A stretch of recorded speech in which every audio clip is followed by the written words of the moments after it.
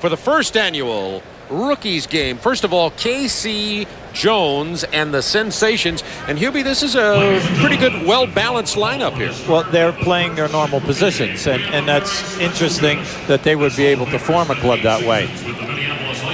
Here's Doug Collins' starting lineup. You can see right here, Chris Webber must play center for this unit. Kukoc had a small forward. Raj had a big forward for Boston. So we have the same. We have a nice balanced group. But like we said earlier, there'll be three substitutions for each ball club. And then that's where the players will get out of position. We will play two 15-minute halves here. So we're going to be seeing a very nearly complete basketball game. Two 15-minute halves with the clock stopping. And we will have 10 team fouls. Fouls will be called on players, but nobody will foul out. So we won't be losing an Anthony Hardaway or a Chris Webber due to foul trouble in the ball game. And the man who's tossing it up was once the big man, the Minneapolis Lakers, George Mikan. What a legend. They won 3 championships in a row. They had Vern Mickelson and Palmer in the corner, and then I think Slater Martin and Whitey Skoog may be in the backcourt. Now that's impressive, Hubie. Now that's back in the 50s. A man as young as you are that remembers that as George Mikan. Pollard and Mickelson at the forwards. They were considered the greatest front line in the history of the game for many, many years. The honorary tip-off, and now our officials are Ted Bernhardt, Joe DeRosa, and Jim Kinsey. And the first rookies game is underway. Kukoc gets the jump. In white, the Doug Collins Phenoms, and number 1 from the Detroit Pistons, Lindsey Hunter. Pass inside to Webber, the hook shot over Bradley.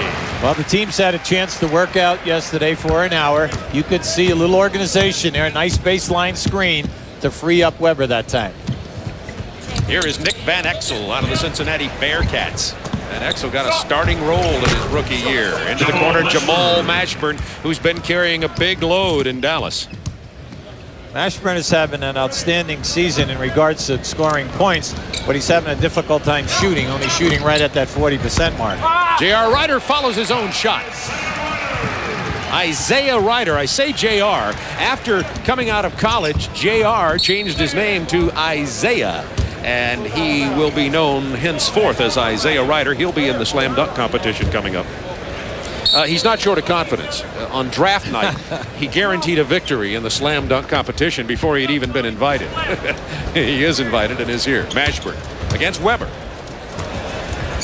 Mashburn hits the jumper. That was the big debate before the draft. Who was better? Well, I think that Golden State very happy with their choice with Webber. Orlando extremely happy with Hardaway. Hunter has it tipped off. It will belong to the Collins Phenoms. And the thing to remember about that trade, not only did you get Hardaway for that first pick, but you also get 3 first-round picks for the future. Hunter hits the 3. He's a very, very talented young man. Averaged 26 points a game in college, and you know that he can score. Chris Mills dishing off to Bradley out at the high post, being played by Dino Radja. Quick hands from Hunter, too. Punches it away from Van Exel. Down to Bradley, looking for the hook. And finding it. I'm happy for him. You know, he's making progress. Within the last month of this season, he has really improved in all facets of the game. He only plays 28 minutes a game. Tony Kukoc had moments of brilliance this first half of the season with Chicago. Another 3. This one missed. Chris Mills out of Arizona. Before that with Kentucky, you may recall. All the way coast to coast. Mills reverse lay-in. Mills very talented. Started out his career at Kentucky for a year, then transferred to Arizona. You know, player of the year in the Pac-10 as a senior. Getting quality minutes at Cleveland. Has started quite a few ball games for them. There's a mismatch. Hunter got matched up with Bradley, lobbed it inside. They move it around to Kukoc for the drive. Oh, nice pass. To Radja, the Croatian sensation, to his former Croatian teammate, Dino Radja. And back for the lay-in. All Radja had to do was take an extra step, and he had a layup. I know Kukoc's going to tell him, if I'm going to pass the ball to you, please move towards it. The foul called, and we will remind you here that in white, Doug Collins' group, the Phenoms, in the teal uniforms, the Sensations, coached by K.C. Jones.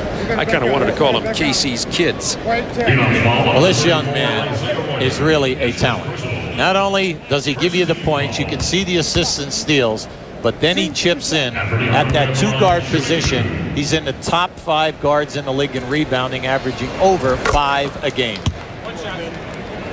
I'll tell you, a couple of things go right in adding a couple of missing pieces in Orlando. They could be championship contenders quickly. Absolutely. He has beautiful hands. He has soft hands, and he never makes a spectacular play. All of his plays he makes look easy. The pass is right on the money.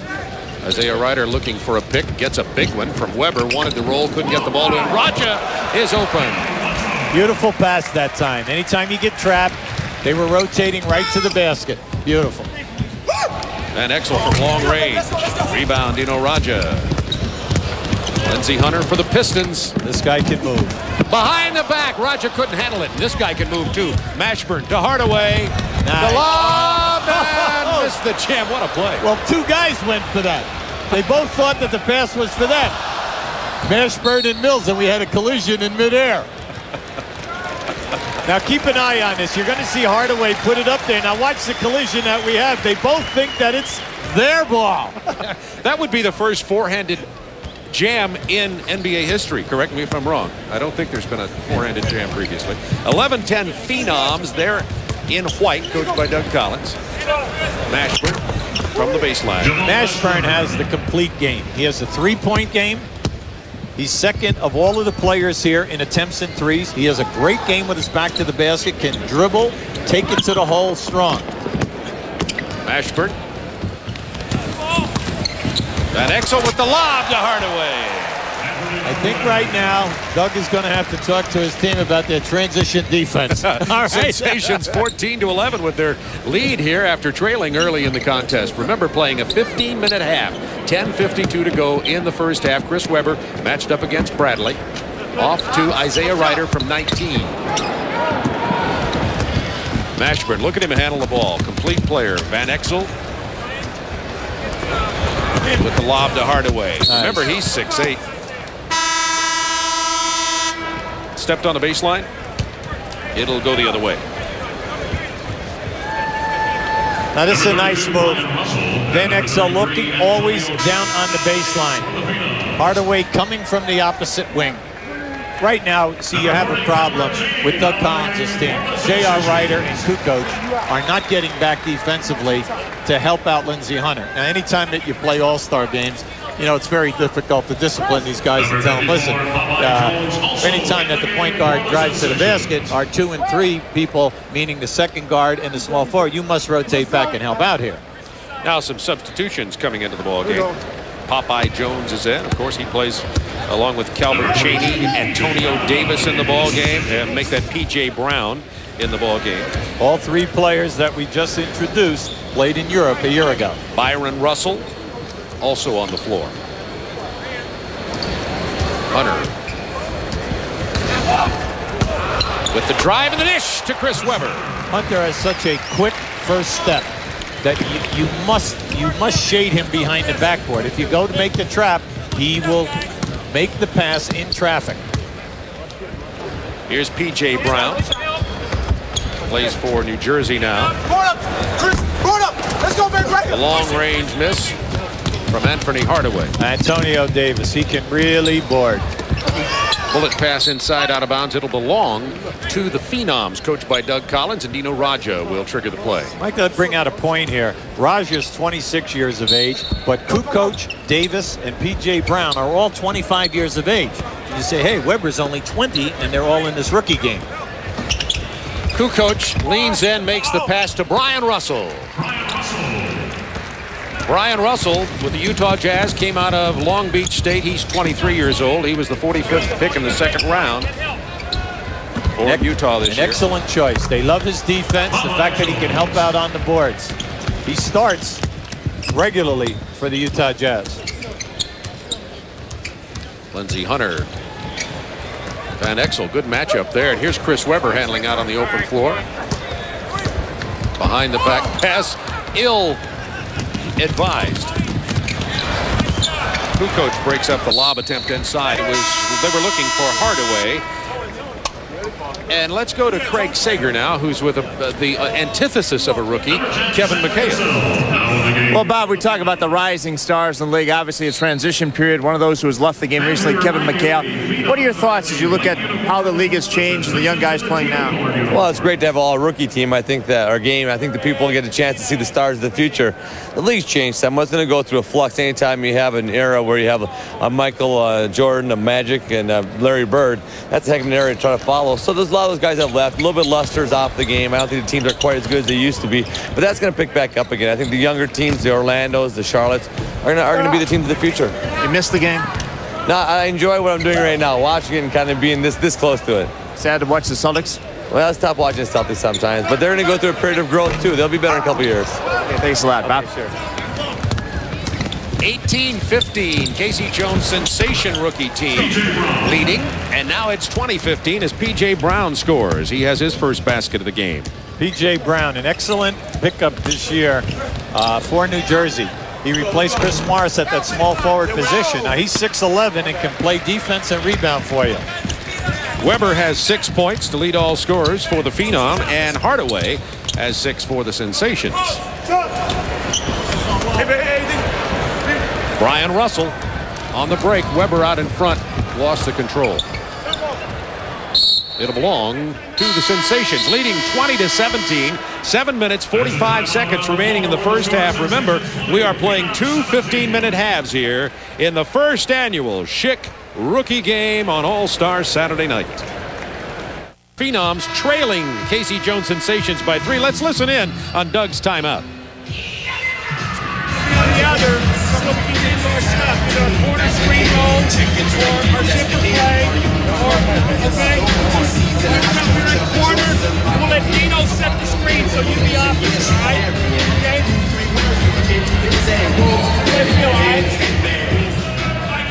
Well, here we have to report in the spirit of fair play that Doug's team has committed 5 turnovers here. They're allowing the Sensations to shoot 69% from the field. Well, he said at the top of the show, All-Star games, one of the main things you can count on, a ton of turnovers. Players not accustomed to playing with one another, the speed of the game, big people rotating to them, and then they all try to put a little mustard on some of the passing. Absolutely. 3-point lead for the Sensations. 7:38 to go in the first half. Ooh, nice. Very strong move on that move as he made the catch. Cheaney, who is now playing major minutes with Washington. They moved him to the 2-guard position, and it seems to really fit his athletic talent. Calbert Cheaney, the college basketball player of the year at Indiana. By everyone. The Wooden Award, the Naismith, Associated Press, Sports Illustrated, unanimous player of the year last year. 5-point lead for the Sensations. Sam Cassell out of Florida State, now with the Houston Rockets at point guard. Passes off to Lindsey Hunter.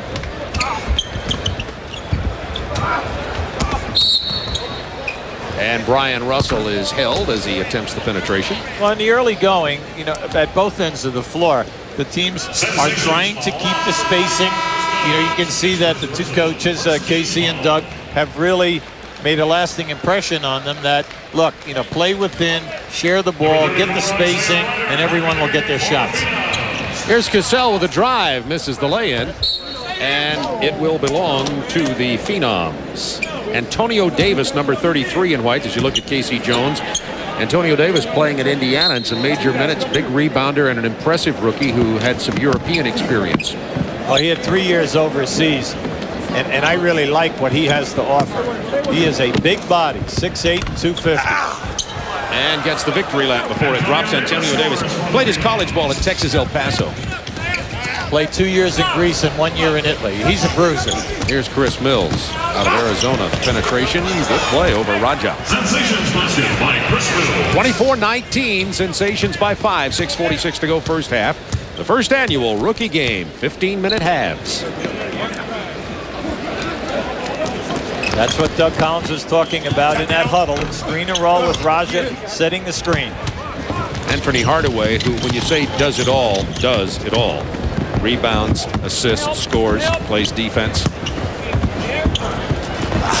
Big muscle move by P.J. Brown. I tell you, he has done a terrific job for the Nets. When Morris was injured at that small forward position, he stepped in. He has given them major minutes, good time. Chuck Daly's not afraid to play him at any time in the ball game. Look out, Hardaway behind the back, missed the pass. Foul on the drive. Penny Hardaway made the pass behind his back. It was enough to get him a rest on the bench for a moment as we got a substitution in the ball game. Number 9 is Nick Van Exel from Cincinnati, who started in the game. Chris Mills goes to the free throw line. Brian Russell picked up the personal. None of these players will foul out of this game. However, unless it's a shooting foul, the penalty starts after 10 team fouls. Now, Chris Mills, who's on the line, was the 22nd pick in the first round of the draft by Cleveland. He missed 2 games earlier in the year because of an irregular heartbeat. But he's back now. He's at good strength. Very good talent because of the three-point threat. Mashburn, Mills, and Hardaway all have 6 points for KC's Sensations, leading by 9. Oh, nice move. Van Exel tried the reverse. It didn't fall. Bad shot. He has a tendency to take bad field goal attempts, but he is extremely talented off the dribble. Loose ball out here to Raja on the break. Isaiah Ryder dishes to Cassell, to Antonio Davis, and it'll fall. Good ball movement that time by the Doug Collins Phenoms. They trail by 7. It's really interesting to see these rookies playing together, because even when if you get to see them a lot, like you might Orlando's Anthony Hardaway, you don't get to see them with their peers. They're still looking like rookies. It's a nice balance here as Calbert Cheaney hits the soft left-handed. He's a smooth player from about 18. Sensations back by 9.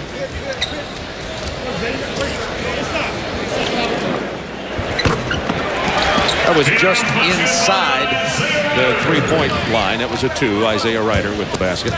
Isaiah will be in the slam dunk competition a little bit later, as we pointed out. And so will Antonio Davis.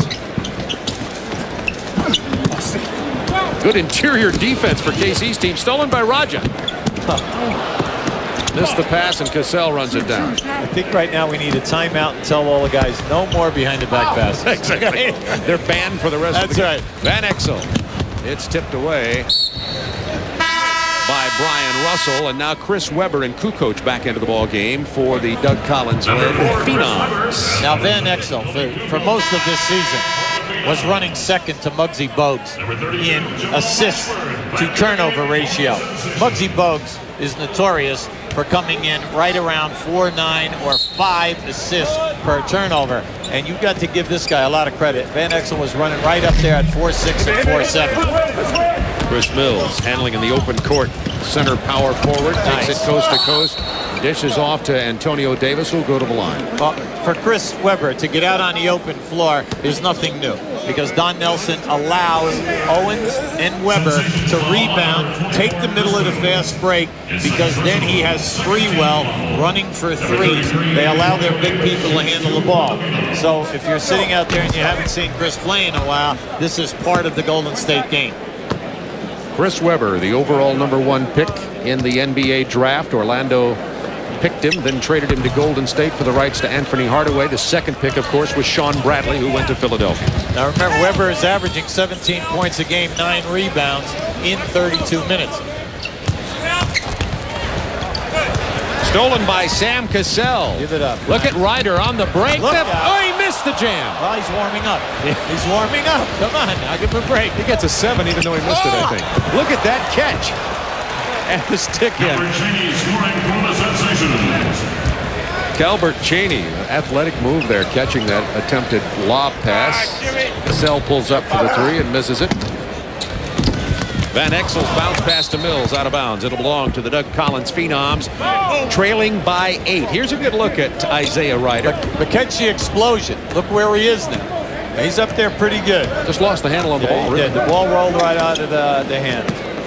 Backside, backside, backside. Kukoc with the lob inside to Antonio Davis for the jam. Good pass by Kukoc, but that doesn't surprise anybody who knows Kukoc. No, that's right. See, Chris Mills fronted him, and Chris Mills was yelling backside, backside. Well, in an all-star game, guys are saying backside. I'm just covering my own man. Backside. Yeah, I'm not rotating over here. I have to do that come Monday. That's right. Mashburn for three. Kept alive by Weber. Oh, Popeye Jones wanted to go behind his back to Calbert Cheaney. It's out of bounds. And a chance to cut this 6-point lead to 4 now. See, coming into this game, Mashburn has attempted 166 threes. Now that's almost 4 a game. The only guy in this game who has attempted more is Van Exel. He has attempted 181 during the season. Kukoc wanted to get it to Weber, who was held up. Ryder playing in front of his home crowd here at the Target Center. Weber strong and quick inside. Tipped back in by Ryder. Well, he has the explosiveness. The thing is, though, that when a guy is that explosive a jumper as a 2-guard, you can always take advantage of it because they're constantly hitting the offensive boards and not getting back. Here's that pass again. Will you please call timeout and tell these guys, let's eliminate, because all we're getting is turnovers. Look at that. Right, that's right. Doug's going, let's see, do I want to return to coaching? Let me think here. Maybe TNT sounds even better and better. All you'd like them to do is, look, please make the easy pass. Doug will be joining us here at the table, by the way, for the slam dunk and the 3-point shootout after his coaching stint. 32-28. KC Jones' team leading with 1:52 to go in the first half. Hardaway beats Kukoc off the drive. It's a 6-point lead for the Sensations. Hardaway is outstanding going to his left on the left side of the floor. He loves that area. Balanced scoring. 3 players for the Sensations with 6 points and Hardaway with 8. I mean, come on, you have to get up on Kukoc. You know, Tony shoots it right at 33%. He's starting to pick it up a lot better now. The European 3 about a step closer than the NBA 3, but now he's starting to pick it up and hitting at a high percentage for Chicago. And Doug Collins gets a timeout with 1:17 to go. A 3-point difference in this game.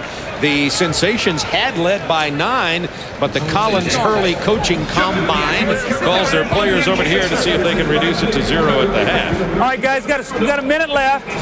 Take it over here. We get a good angle to make it off the double screen, all right? Let's finish up strong, guys. Come on, we're right back in this game now. Let's go.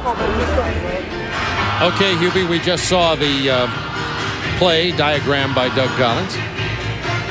Well, they're going to run at least 3 different options here, and the end result would be a double down screen. Doug had it diagrammed over on one side. I think as Lindsey Hunter said, can we run that on the other side? Doug said, sure, why not? The main thing here is that naturally the coaches really don't know these guys.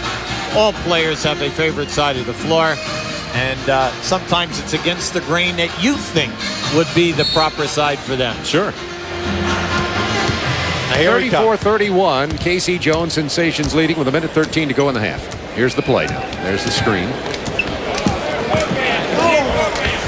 Well, so much for the best laid plans of Doug Collins' timeout. Mashburn handling the ball to Calbert Cheaney for the KC Jones Sensations. Here is Bradley. 7-6. Good tough player knocked out of bounds. Are we going to get an inbound? It'll belong to the Sensations. Well, it's been documented. The toughest thing for the Philadelphia people, you know, to get weight on the Bradley frame. He's only weighing 248 pounds. Hardaway cans the open 3-pointer, and Penny Hardaway, the first to break into double digits in this game. He has 11 points. And you notice, very quiet. He plays within the flow of the game, and that's what I like about him. He never forces things. He just allows the game to come to him. That pass from Hunter to Chris Webber. Chris Webber slams for the Phenoms. 4-point Sensations lead. 30 seconds to go in the first half. Hardaway defended by Ryder. Threads the needle inside to Calbert Cheaney. There to knock it away was P.J. Brown, and this is Webber to Hunter. Oh, acrobatic. 10 seconds in the half. That lob goes down to Calbert Cheaney. 39-35. 15-minute halves.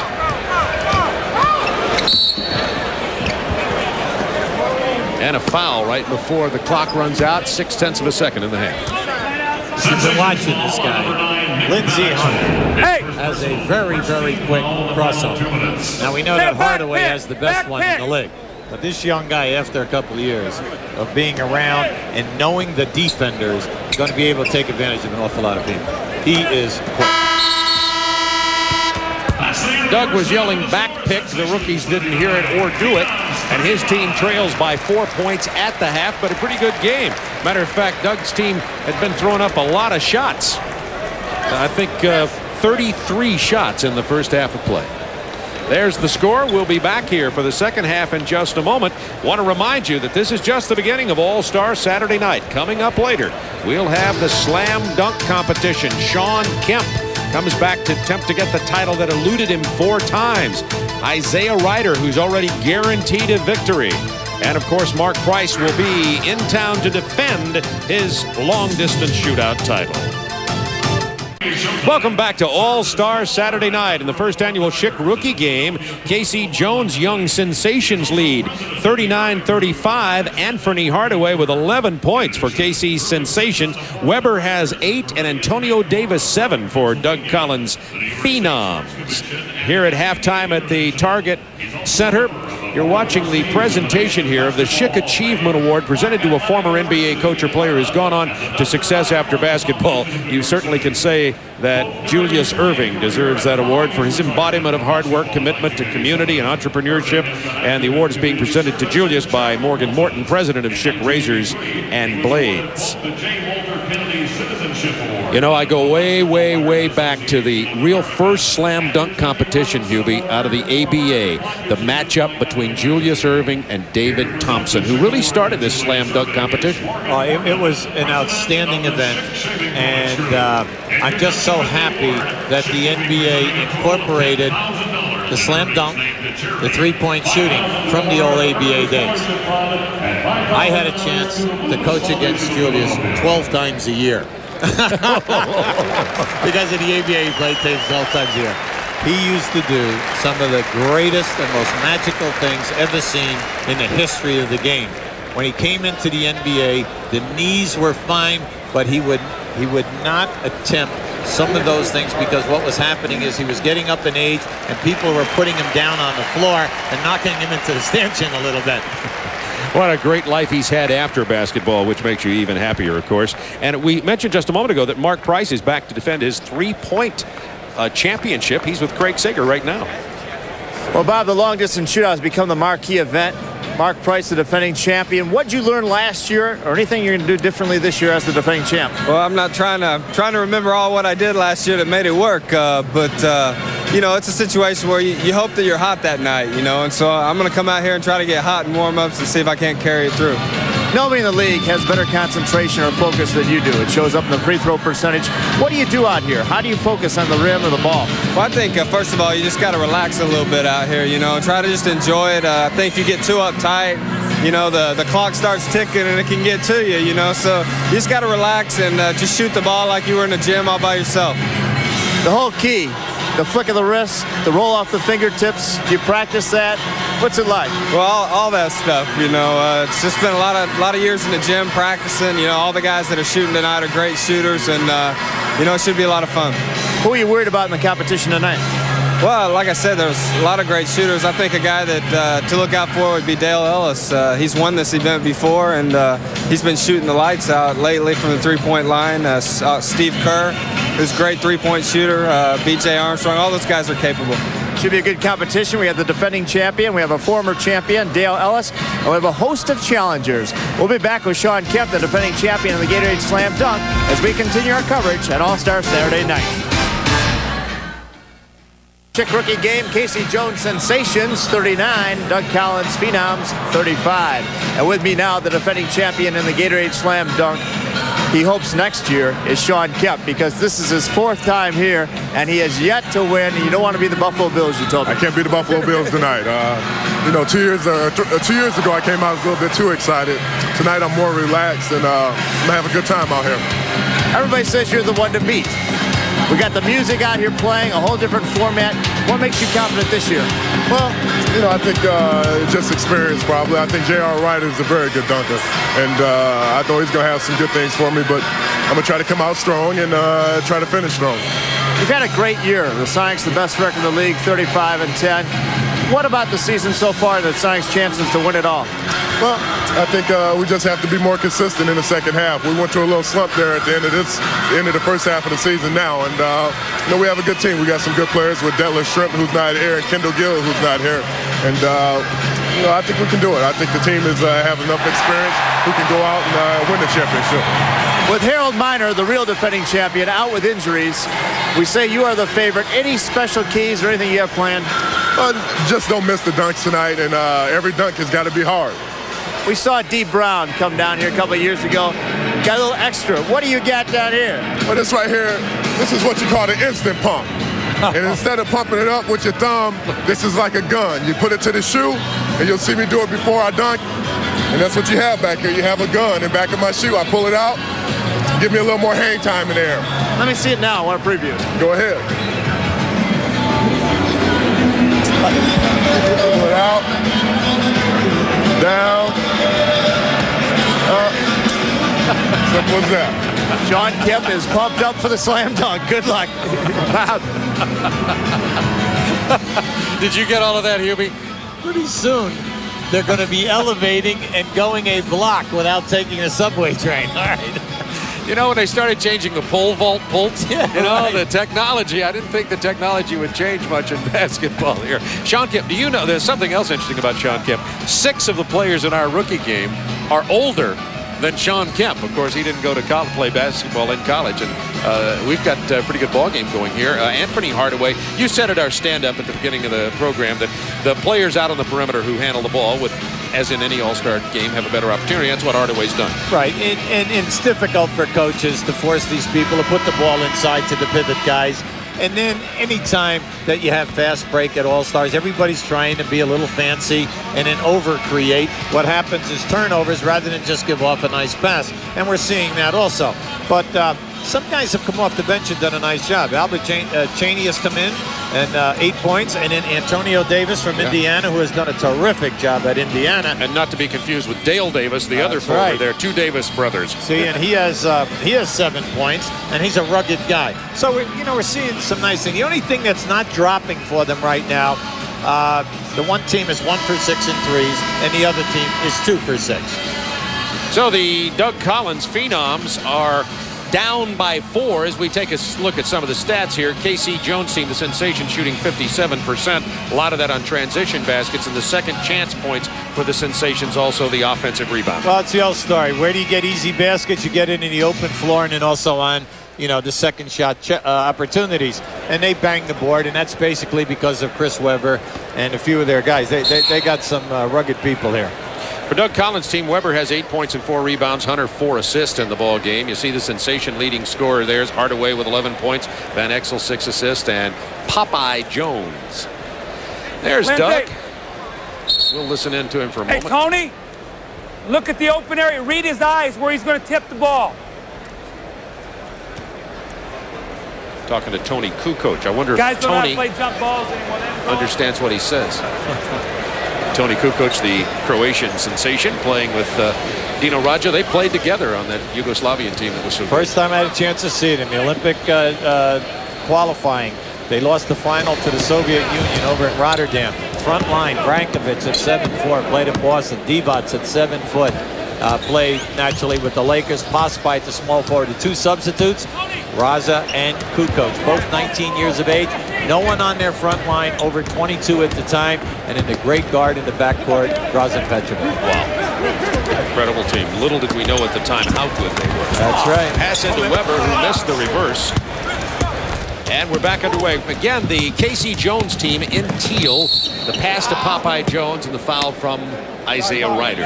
Isaiah Ryder with the Minnesota Timberwolves. I'll repeat to you again the rules for this game. Not much different than a regular NBA game, except they're playing 2 15-minute halves. The penalty doesn't go into effect unless a player you go to the line if he's shooting, of course. Then after 10 team fouls, and none of the players, no matter how many fouls they commit, will foul out of this game. Those are the only real changes in the regular rules of basketball. Now, Popeye Jones on the line was at Murray State. Got out in '92, played in Italy last year. He only plays a half a game, but he gives you 8 rebounds and 6 points at Dallas. Kukoc with the drive and the pitch out to Ryder. Rebound 7-6, Sean Bradley. That's his first rebound in this game. Hardaway sees the opening, tried to jam, but he had to go right into the face of Dino Raja, who'll be called for the foul. Dino Raja is a tough inside player. And frankly, Hubie, he's been property of the Celtics a couple of years now. They've been working and working and working, and he's starting to really develop. Well, when they drafted him, people said, he just wasted a second-round pick because he's not interested in coming over. Now, they picked him up in '89, but he has been playing not only for the Croatian the national team in Yugoslavia for years, but then also he played in Italy for the last 4 seasons, honing his game. And he has done an excellent job for the Boston Celtics at that power forward position. Lindsey Hunter passing off to Isaiah Ryder. Back to Lindsey Hunter from Detroit. Of course, Lindsey played his college ball at Jackson State. Everybody liked him in the draft. Thought that he would go where he did. And Detroit, of course, got 2 guards, Allen Houston and Lindsey Hunter. As Hardaway loses the dribble, the ball will belong to the Phenoms, trailing by 8. There are 3 rookies out there right now that are not in this game but are playing big minutes, and they just came about getting it. George Lynch with the Lakers out of Carolina, Vinny Baker out of Hartford playing for Milwaukee, and then Allen Houston playing small forward for Detroit. And that all came about because of the problems with Sean Elliott. With the Sean Elliott deal. And Sean, by the way, in case you haven't heard the latest, is he had some kidney problems, and the trade between Houston and Detroit was nixed. Sean Elliott's going back to Detroit. I understand that he's been cleared to play and will join his team and get back into action again right after the All-Star break. Well, it's now going to be interesting to see if they open up the communications and then follow up and make the trade. Because he was about to sign a 5-year contract for $17 million now. So we're talking, quite a few bobs, as we might say. Raja will sit down, and checking in is Antonio Davis for the Phenoms, wearing white wears number 33 in white. And Antonio Davis played very well in the first half of play. Antonio had 7 points. Here's Lindsey Hunter, lightning quick. Reminds you a little bit of Isaiah Thomas. We've seen Isaiah Thomas with that exact move, behind the back to pull-up jumper. But the big thing is that he's got to learn how to give up the basketball. When Zeke came out of the University of Indiana, he could not only score, but he could also put the ball right out there. When Isaiah does hang it up, he's going to be in the top 3 in assists. That's until Stockton retires. John Stockton, who'll be playing tomorrow. Did you see that? The rebound and the tie-up with Sean Bradley.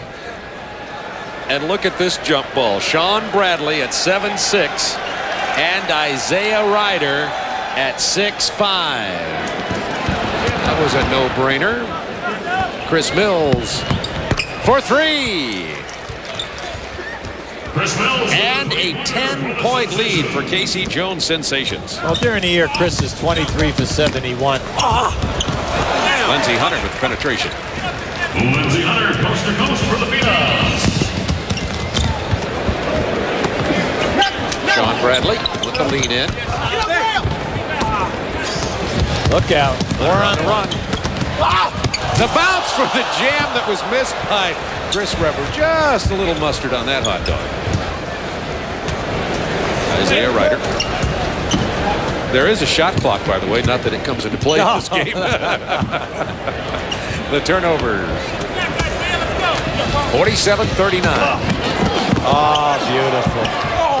The no-look from Hardaway to P.J. Brown. P.J., you put those down with 2 hands.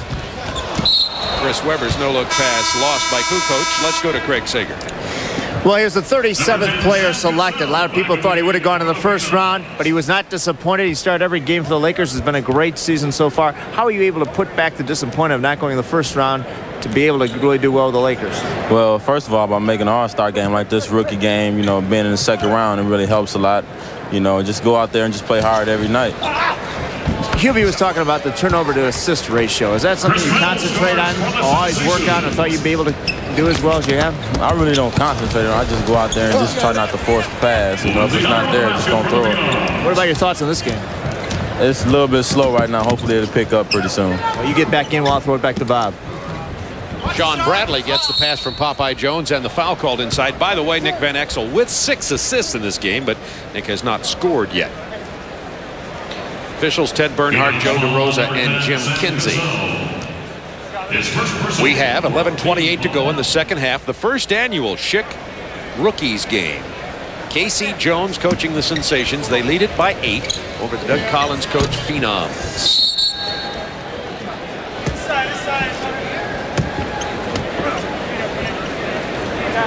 The Phenoms in white, by the way. Hardaway scored 13, and Chris Mills has 12 for Casey Jones' squad, and Lindsey Hunter is the Doug Collins Phenoms with 11. Wow, Kukoc just dribble right. You know that he's looking to make the 3 this evening. This is going back to his homeland, so you know that he and Raja are looking to get the shots in their key areas. Croatian Radio Network is here broadcasting this game, and certainly they need a little entertainment and relief in that beleaguered country. Weber with the big jam off the break. Weber has 10 points. Kukoc 8, Weber 10, and Hunter 11 for the Doug Collins Phenoms, and we have ourselves a 3-point game here.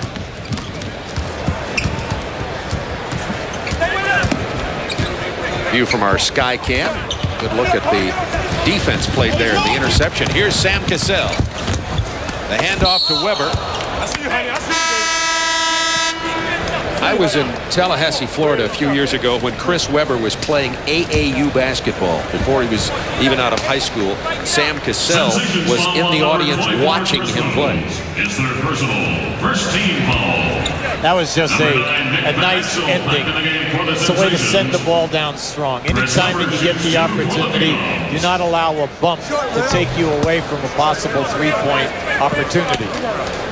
Weber's the only major weakness that anyone sees in his game right now is his inability to make the foul shots. He's only shooting 54%, but he did not shoot over 55% in his 2 years at the University of Michigan either. 0 for 2 at the free throw line there. 5 rebounds to go with his 10 points. You see any flaws from just watching him there? Looks like he short-armed it a bit, maybe? Yeah, but you know, it's the old story. Guys like that, they work with a guru, a shooting coach. They make them in practice, but they get in the game, and it's the pressure of the game and also themselves. You know, no one can help you when you're standing on the line. Now it comes down to, you know, you got to get yourself in a rhythm, and you just can't do it by shooting 25 a day. We're talking about you must shoot hundreds so that you break the fact that you cannot concentrate, and then you get yourself into a beautiful rhythm. Sam Cassell takes it inside, but there was Sean Bradley. Bradley stopped the shot, punched away from Mills. This is P.J. Brown, who comes from the New Jersey Nets to Van Exel, missing from long range. Weber out to Brian Russell, Utah. Oh, yes. Bradley, he's averaging 3 blocks a game and is a good shot blocker, not just a big guy. Well, he's 3rd in the league. He has had 6 games of over 6 blocks. 1 game, he had 8 blocks. Now look at this, he's right up there. That's not where the foul occurred. It happened with his opposite arm in the lower back. 2 floors down. There you go. Brian Russell steps up and knocks down the free throw. Now, Dino Raja comes back in for Chris Weber this time. Jamal Mashburn checks in for Sean Bradley. Jamal Mashburn is no secret about it. Had some difficulties with Quinn Buckner down in Dallas about that team. Of course, they're struggling. They were struggling so much. You can understand that would happen with Jamal Mashburn. Made a couple of comments about he had better communications with his coach in college than he did with Quinn Buckner. But lately, the Dallas Mavericks have won a couple of ball games, which will ease some of their problems. They have a young team, and young teams always have to work harder. They need more shots. The entire team is a low percentage shooting team, so you've got to get out and understand that defense is first to create turnovers so that you can get more shot opportunities. You look at that basketball team down there, and that's what they must do. It's got to come from the defense and the rebound and get out in the open floor. A lot of hard work. Doug Collins Phenoms on a 10-2 run. They have a chance to tie here. Antonio Davis had 7 in the first half. Sam Cassell. Nice. To Dino Raja. Back to Brian Russell. Run down for Lindsey Hunter. You hear Doug Collins shouting play instructions.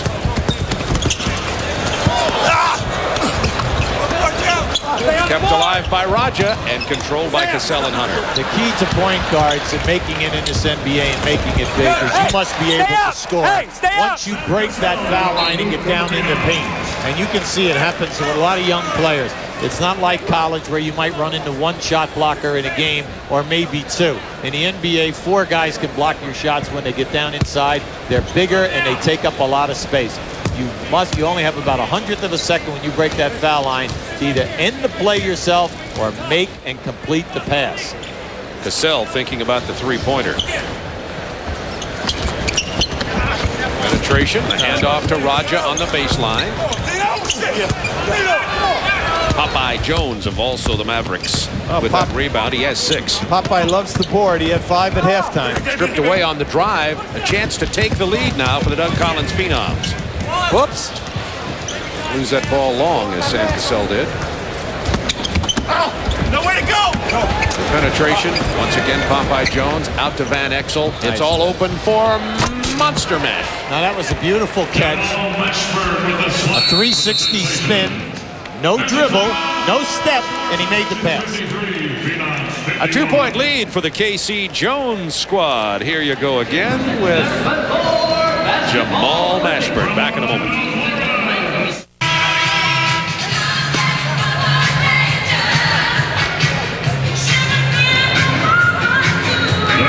The Sensations lead by 2. I'm with one of the Phenoms, Isaiah Ryder. First of all, a little sloppy play out there. You even missed a dunk. Oh yeah, those things happen, you know what I mean? Yeah, everyone's having fun. You know, we're kind of coasting out here, and sometimes when you coast, you don't play the best you can, so we're trying to pick it up a little bit right now. A busy night for you with a slam dunk coming up. Are you resting here? Did you talk to Doug Collins about resting your legs? Yeah, I'm pretty much, resting, not exerting myself too much in this game. It's a fun game, you know what I mean? I'm not out to go out and try to do the best I can to get 30. Everyone's sharing the wealth and just kind of playing together, so I'm getting ready for the dunk contest myself. You told me in June you're going to win it. You still feel that way? I still feel that way. Okay, and the music will be? More bounce to the ounce, baby. More bounce to the ounce, baby. He's resting his legs. Bob? Doug said in the paper he's going to play Ryder till he dropped, but I guess he's relinquished now. Brian Russell on the inside has it rejected. Here come the KC Jones Sensations, leading it by 2 with 7:21 to go in this ballgame. Raja with a rebound. Looks for Cassell on the break. Good pass from Raja to Cassell. And a beautiful read to the defensive man. Cassell coming back underneath on the other side. Quick hands. Lindsey Hunter. Quick hands. The lob. Brian Russell with the jam. And the Phenoms have taken the lead. The first time they've led since it was 7-4. 55-53 Phenoms. 6:46 to go in this game. Interesting how these games are relaxing little exhibitions till it gets late as Cassell hits the 3. Same with the All-Star game tomorrow. Once they get down to the final few minutes, these athletes start buckling the saddles on a little tighter. So we have a 5-point Phenoms lead, and now KC Jones gets a timeout. And we'll be back to the Target Center in Minneapolis in just a moment. What's that, a smile on the face of Doug?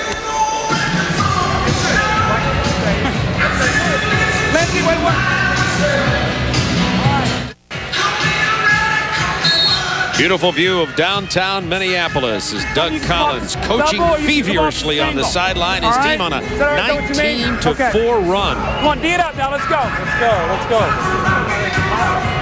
Did I hear Doug say D it up in an exhibition game here? Here goes, son. That's wishful thinking. Okay. The 5-minute mark, you get Dino. What I really like here is that everyone is getting a chance to play. That is the most important thing. You want to get the guys so that you don't have people coming in with 5 or 8 minutes in participation. Everybody a chance to shoot the ball and score. Good distribution of the ball, and an excellent chance to see these youngsters, the future stars of the NBA. Would have been fun to watch somebody say like Michael Jordan his rookie year playing in a game like this. Nobody knew how good he was going to be. 58-53, the Doug Collins Phenoms leading with 6:12 to go in this game. That was nice. They just ran a baseline screen. Isaiah Ryder squared up and hit it from long range. Ryder has 8. 7-point lead for the team in white, the Phenoms. Sean Bradley. Ashburn from long range. Rebound Raja. Raja with 5 rebounds in the game. Well, Kenny Smith was injured at Houston. Sam Cassell really came in and did a terrific job at that point guard position for Houston, and that's when they were smoking in the first half of the season. Number 1, Anthony Hardaway, back in the game. Let's look at that again. Now this is a strong move, a power move. Unfortunately, Antonio did not put it down. One of the few things which he has not done here this evening, because he is doing a terrific job on the boards and clogging things up for Doug Collins' Phenoms. They're lead it by 7 with 5:26 to go. The proceeds from this Schick rookie game will benefit the NBA Legends Foundation and the NBA Retired Players Association. Of course, for the last 10 years in All-Star Saturday Night, we've seen the Legends game, and frankly I'm glad they made the change, because if there's one sport that old-timers have a hard time playing and it becomes truly dangerous, it is basketball. We saw just a terrible knee injury to David Thompson, and there were more too. Even Doug Collins, who played a couple of years ago, had a small broken bone in his wrist. We had David Thompson and Norm Nixon. Exactly. So I think it's only appropriate that these young millionaires are playing in this game basically for free, with the money going to the Retired Players Association, giving something back to the game. Right now, they're running a single on one side, a double on the other. Kukoc defended by Calbert Cheaney. Kukoc lean-in shot. He's got that. We've seen him make some big clutch plays with the leaner. 11-0 run now for the Phenoms, and they lead it by 9 after trailing by as many as 9 earlier in the first half. Van Exel. Penny Hardaway against Kukoc. Well, he knows he can get by Kukoc anytime that he pleases. Now, unfortunately, he turned that one over. But that is his pet side. The left side of the floor loves to go to the baseline and then explode out of there. If you send that double-teamer, he puts that pass right into the lane for somebody for an easy basket. Hardaway and Shaquille O'Neal, a tandem not only at Orlando, but in the new movie, Blue Chips, coming out soon. They're young movie stars, too. Kukoc, ball away. Tony Kukoc now 5 out of 5 from the floor for 12 points. Well, Tony, the European Player of the Year, 3 straight years while playing in Italy. Into the long arms of Sean Bradley against Weber. The fadeaway from Bradley.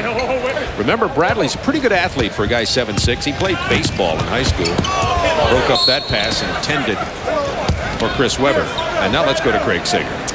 Well, last time I talked to you, it was 53-51. Now suddenly it's 64-53. Lindsey Hunter sparking the Phenoms. What Coach Doug Collins tell you guys? Just simply, we wanted to come out second half and then push the ball a little more and get Chris Weber involved. He let us throw some lobs to him and wanted me to penetrate a lot and create. You had a lot of fun in this game. I know a year ago you said you were at Jackson State studying during the All-Star break. What's it like to be here this time?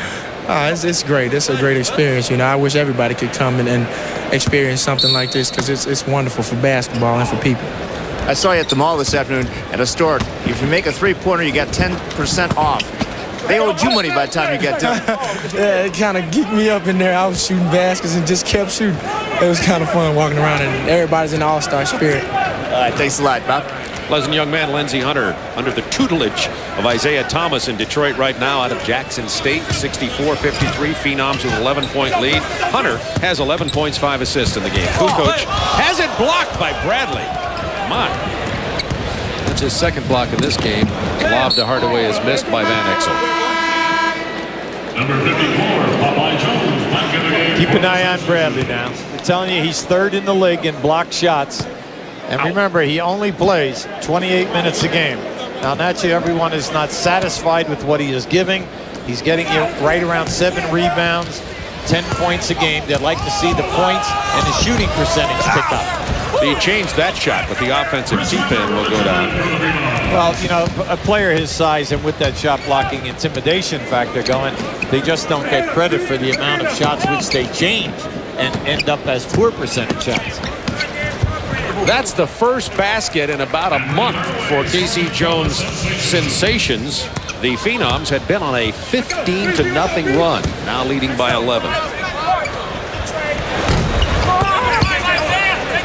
Isaiah Ryder. Oh, nice. And there's Kukoc as Bradley fell asleep, and Kukoc lays it in. Well, Popeye Jones was guarding Kukoc, and he never covered him. Hardaway on the break. Back to 11 points. Hardaway now has 17 to lead all the scorers in the game. Kukoc has 14. Inside to Weber.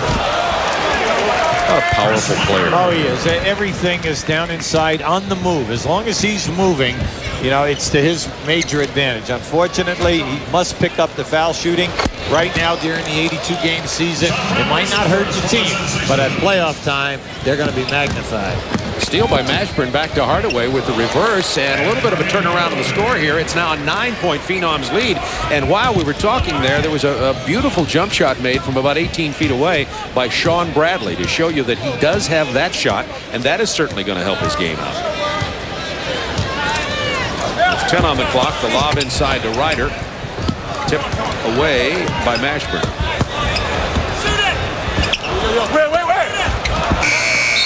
Shot clock expired. The turnover will go to the Sensations, trailing it by 9. We have a minute 33 to go. Get Brian Russell. Hustle up. Stop. Doug is back into coaching. It's taken 30 minutes. Yeah, he's having a lot of fun, and what's nice about it is he organized his team, and you know they're doing it. They're trying to do what he's asking them. You know how to stick together and get out here now, get good spacing, but more important, get the basketball around. But they've come out and played much better defense in the second half. Casey Jones ball club just seemed to go a little bit too much one-on-one, tried to make the sensational lob passes, ended up with an awful lot of poor percentage shots and turnovers here in the second half. Just go strong. When you're getting yourself hung up, we're getting lost with passes. Go strong and take it to the basket, all right? Come on now, let's go. You notice Bobby Hurley in the background, who's recovering nicely from his auto accident. We're all delighted about that, of course, and his rehab going very well. Is Doug's assistant coach here. I haven't seen Doug giving him a lot of opportunity to talk to the other rookies, have you? No, yes, assistants always talk to you before you get into the huddle. Good point. Bobby Hurley's dad, of course, a coach. He knows all about coaching. One of the all-time legends of high school basketball coaching, his dad. Out of St. Anthony's High School in Jersey City, New Jersey. One of the top high school programs anywhere, anytime, any state. Doctors are saying that the recovery of Bobby Hurley from that tragic accident has been nothing short of miraculous and a testament to his physical conditioning and mental attitude. Weber back out to Lindsey Hunter. 76-61. Doug Collins Phenoms leading. Minute 10 to go in the first annual Schick Rookies game. From the Target Center. Coming up, slam dunk. 3-point shootout. Lindsey Hunter from downtown. Isaiah Ryder with the rebound. Doug said he was going to play him until he dropped. Isaiah told Craig Sager a little while ago he was going to rest. Notice he's on the floor, but he gave up the ball. Hardaway for 3. Penny Hardaway, what a star he is going to be. He has it all. He has it all. He can give you the 3-point game. He can take the ball to the basket. He's a good foul shooter. He makes the passes in traffic. Plus, we told you that he's in the top 5 guard rebounders. He gives you over 5 a game. The complete package. And he really enjoys playing defense. 22 points, 8 out of 9 from the floor, 4 of 6 from the line. And as you pointed out, the benefit, the actual edge goes to a man who handles the ball in an all-star game, in an exhibition game, because, of course, they have more opportunities. But Chris Webber, on the other hand, for the Doug Collins Phenoms, has played very well at the center position tonight. Well, he's not only giving him the points, but he's close to 10 rebounds a game. 10 rebounds for the game.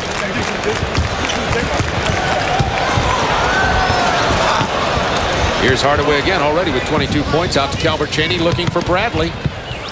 Bradley didn't get there in time, and Calbert took it to the hole. It's a 4-point Phenom lead with 18 seconds to go. Webber now with 16 points in the game to go with his 10 rebounds. Bradley with the double clutch jam, and maybe too little too late. 10 seconds to go, 4-point lead for the Phenoms, and Webber with a 360. Oh, that's just to tease the upcoming slam dunk. 2 seconds, 1. And the Doug Collins Phenoms have beaten the Casey Jones sensation 74-68. Chris. Nice way to get the job done. Good job. Oh, this is a great prelude to the slam dunk competition. Now watch this is power and a little athletic ability. How about a little 360? Send it down. #1 draft choice in the NBA. I'd say that he deserved to be the #1 draft choice. He and Bradley, Anthony Hardaway, all the overused words, impact players. Hey, Doug Collins shaking hands, Hi, Joe. speaking to the other team and Nice the other going, folks Brian. on the floor. Great job. So Doug will be joining us for the slam dunk. And for the 3-point shootout, we are happy to say we'll be in a good mood because his youngsters get the 74-68 win over Casey Jones Sensations. Well, Doug Collins Phenoms in the first annual Schick rookie game got the Casey Jones Sensation 74-68. Second half was the whole story there. A 15-0 run at one point in the second half got the Phenoms out in front. They never relinquished the lead. The MVP of this ball game, the Schick MVP, and deservedly so, is Anthony Hardaway. 6 of 6 from two-point land, 2 out of 3 past the three-point line, 4 of 6 at the line, 22 points in 22 minutes. It shows you why the Orlando Magic wanted to team him up with Shaquille O'Neal. And now let's go to Craig Sager, who's with Penny Hardaway. In the twilight of any eras, the dawn of a new one, our first ever Schick rookie MVP, Anthony Hardaway. First of all, your comments on the tremendous performance here. Well, first of all, I just come to have fun. You know, it was an honor for me to be here, and you could have picked anybody out of the 16 players that were here to get MVP, and I'm just glad it was me. Could have picked anybody, but the two ones with the most votes were you and Chris Webber. Traded for each other on draft day. They've been debating who got the better of the deal. Now you're fighting out for the MVP. Well, you know, I'm lucky because Chris is a great player. You know, I wish I could share it with him because, you know, he deserves it also. But everybody can't win all the time, and this time I did. You know, thanks a lot. You have a dominant force on the Orlando Magic by the name of Shaq. He is absolutely, positively everywhere. You have to play in his shadow. What about a game like this, being in the spotlight, taking MVP honors? Well, it's great. You know, I just tried to come and have fun. You know, I'm going to play hard every night because I love to win. You know, I don't have a losing attitude at all. So right now, just trying to have as much fun as possible. There's no doubt, in my mind, you're going to lead Orlando into the playoffs this year. But how far do you think you can go? Well, the sky's the limit for Orlando right now. We have a young team. We're going to get more consistent, you know, in the second half of the season, and we can see where we can go from there. Well, congratulations on the MVP. Enjoy the rest of the weekend. All right, thanks a lot. Hardaway with 22 points in 22 minutes and the Schick MVP of the first annual rookie game, deservedly so. And as he pointed out, Chris Webber also played very well. I was impressed with some players you didn't hear that much about, particularly early in the game, and who normally don't get an opportunity in games like this, one of whom Antonio Davis of Indiana. Well, you know, like we tried to bring at the top of the show, when you have Kukoc, Raza, P.J. Brown, and then you had Antonio Davis, you know, we're talking about guys who played overseas, and it was just nice that for the people out in the audience tonight that you didn't have a chance to see them play college basketball, maybe. And then here they are in this ball game this evening. And then also for Sean Bradley to lay off basketball for 2 years, be on a mission over there in Australia. And you can see that Philadelphia really, they have a project here. He must gain weight. And then also he must continue to develop the stamina needed to excel at that level. But we always have to remember that when you talk about rookies, people say, oh, this guy's averaging 15 points, that guy's only averaging 10. Well, we have some of these rookies who are just as talented as guys who are giving you big-time numbers, but they were drafted by quality teams. Consequently, they're not getting the minutes. They're playing behind proven playoff players, and their time is limited, their minutes, their shot attempts. So consequently, they just cannot put up those numbers early. So you just don't, knock them out of the picture when you talk about down the line a little bit here. And the good news for us is Doug Collins will be in a good mood because his team. You're absolutely right. Hubie and I have been worried about this all day. We didn't want Doug to come over here with an L and have to deal with him for the next couple of hours. Coming up, we have the slam dunk competition, also the AT&T long distance shootout from the Target Center in Minneapolis, Minnesota. This is All-Star Saturday Night.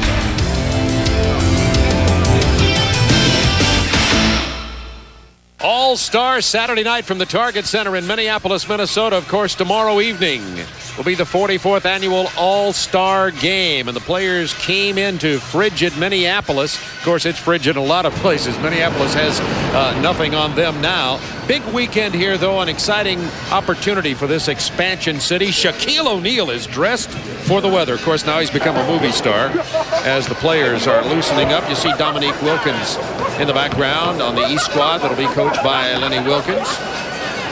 There's Lenny Wilkins and Scottie Pippen of the Chicago Bulls. What a job Scottie Pippen has done. Shawn Kemp, we heard from earlier, be in the slam dunk competition. And George Karl, whose team right now has more wins than anybody in the NBA. And there's Kevin Johnson and John Stockton. Earlier today, the Target Center, the site of the 5th annual NBA All-Star Stay in School celebration. Joey Lawrence, Will Smith, Bob Lanier were there. 18,000 Minnesota middle and junior high students who had earned the right to attend by showing improvements in the 3 A's of attitude, achievement, and attendance. The gorilla, by the way, was an uninvited guest. He certainly didn't show improvements in attitude, achievement, or attendance. The Phoenix Suns mascot, the gorilla. The Target Center packed with people here tonight in the celebration of basketball called All-Star Weekend. We'll be back for the slam dunk competition right after this.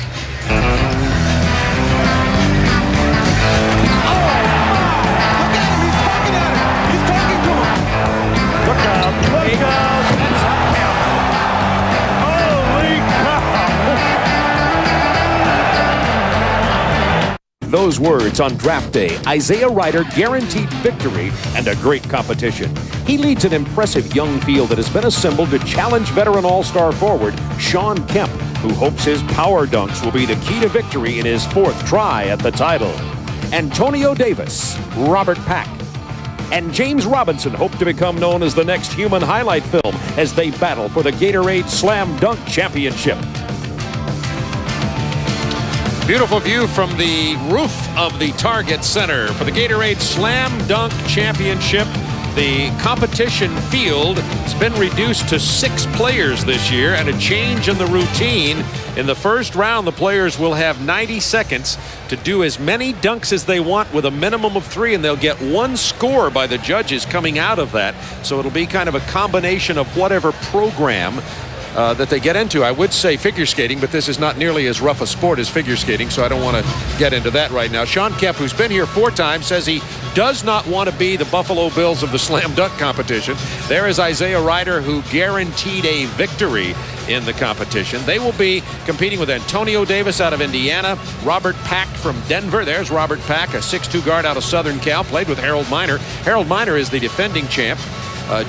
James Robinson from Alabama, and Harold Miner tried to get into this competition to defend his title all the way up until a couple of days ago, but his sore back simply wouldn't allow him to get here. So we know we will have a new champion this year, and we also have a man auditioning, trying to earn a couple of bucks. trying to find a life after basketball, and a man who's kind of in a shell, and we hope to bring him out of that shell a little bit tonight, talking about Charles Barkley. Charles, it'll be great having you with us tonight. Well, I think it's going to be fun. It should be exciting.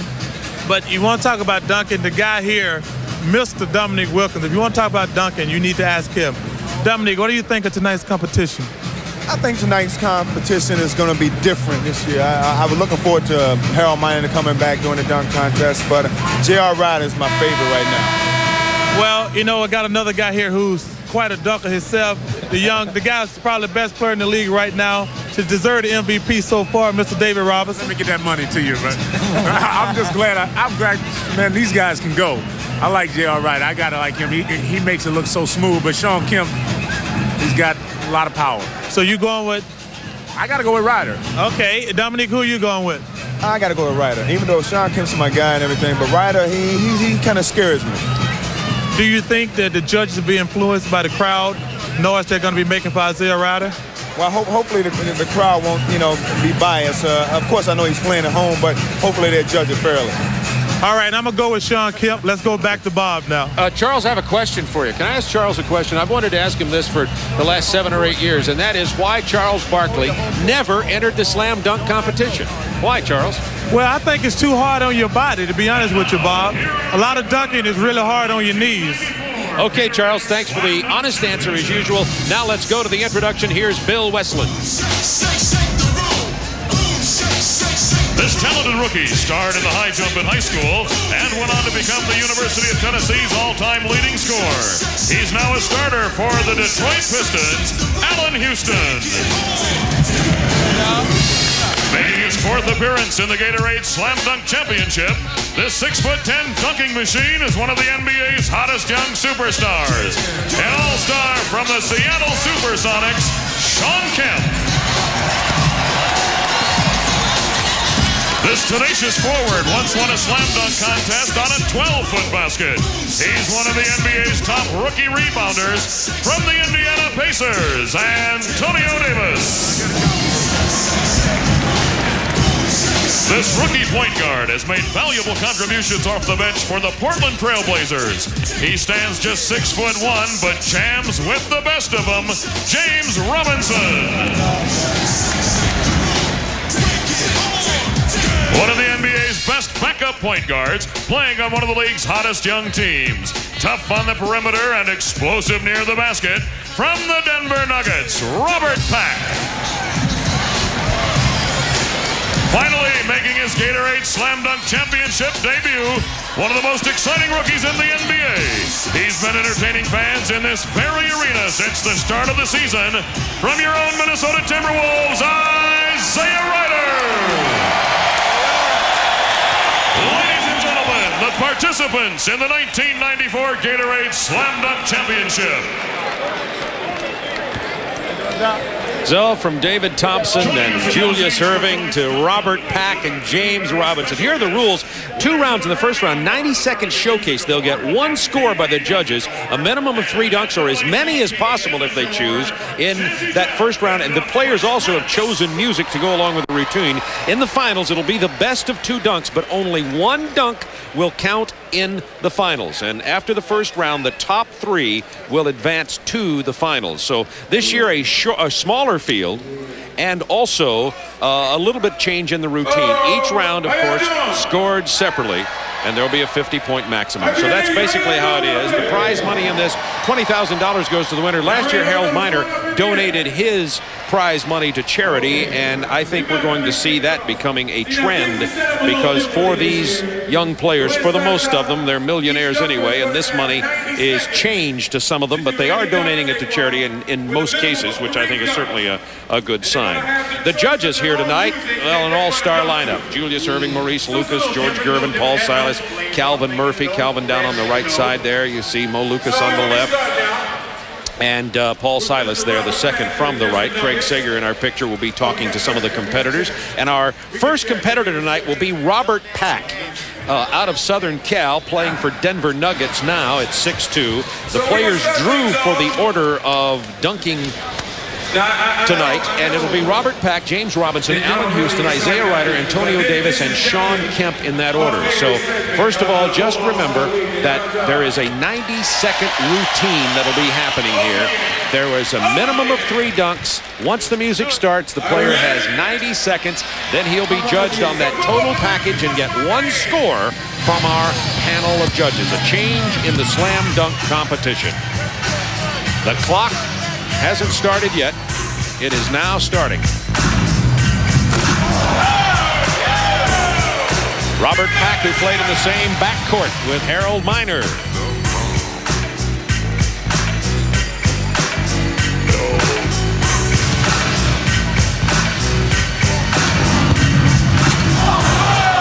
Now remember, it doesn't matter if he misses because he'll be judged on his whole performance. Entire 90 seconds. A minute left for Robert Pack.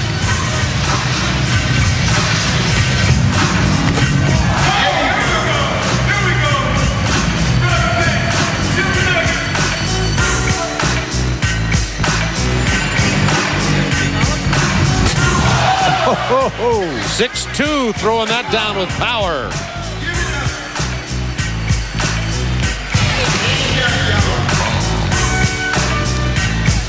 "30 seconds left for Robert Pack. Each competitor needs to attempt at least 3 dunks. Oh, that's a beauty. Off the bounce and the reverse. A lot of 10s being shown up in the stands for Robert Pack. And that is his routine. The players don't have to use all 90 seconds. He made 4 dunks and missed 1. And he'll get 1 score for his routine from our panel of judges.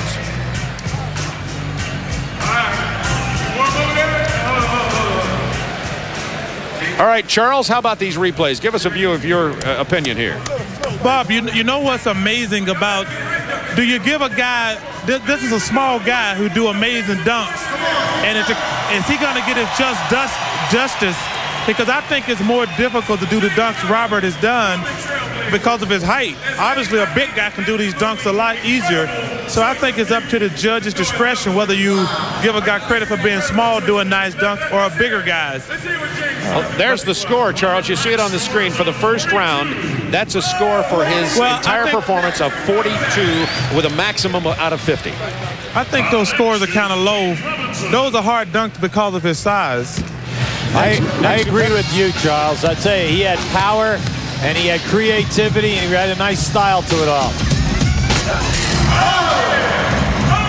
Our next competitor, James Robinson, already starting his routine. James Robinson out of the University of Alabama, also a guard, also a small fella at 6'2". You can see he has explosion, Bob.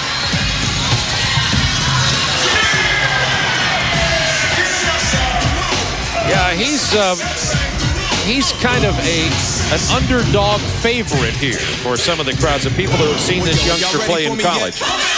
Well, yo, are y'all ready for me yet? Well, yo, are y'all ready for me yet?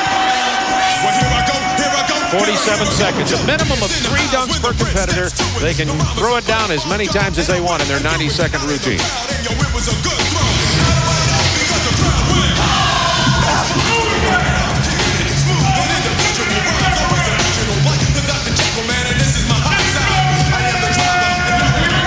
That is the routine of James Robinson. He made 4 dunks. He missed 1, so he'll be judged on those 4 by our panel of judges: Mo Lucas, Gervin, Silas, Murphy, and Irving. Charles? Give us your thoughts here.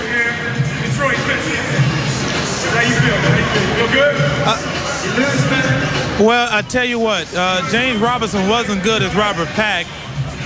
And he had a couple of really nice dunks, but I don't think he was as good as Robert Pack. What do you think, Dominique? Well, I think his effort was good, but Robert Pack had a lot more force on his dunks, and one of the dunks that Robinson did, it didn't quite make it, over the rim. He kind of skipped the top. A rub-in? Yeah, kind of a tweener, you know what I mean?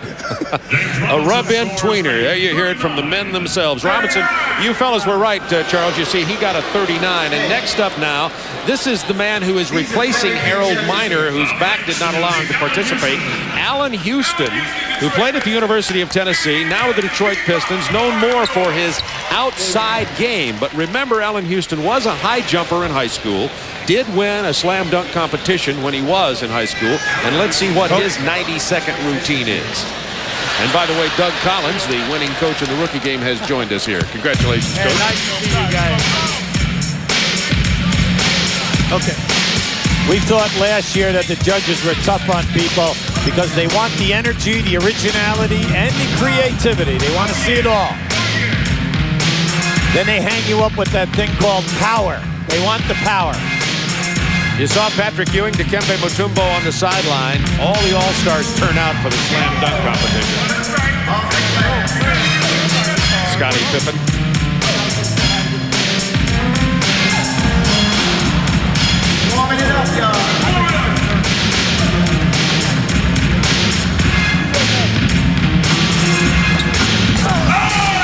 Behind his back off the glass.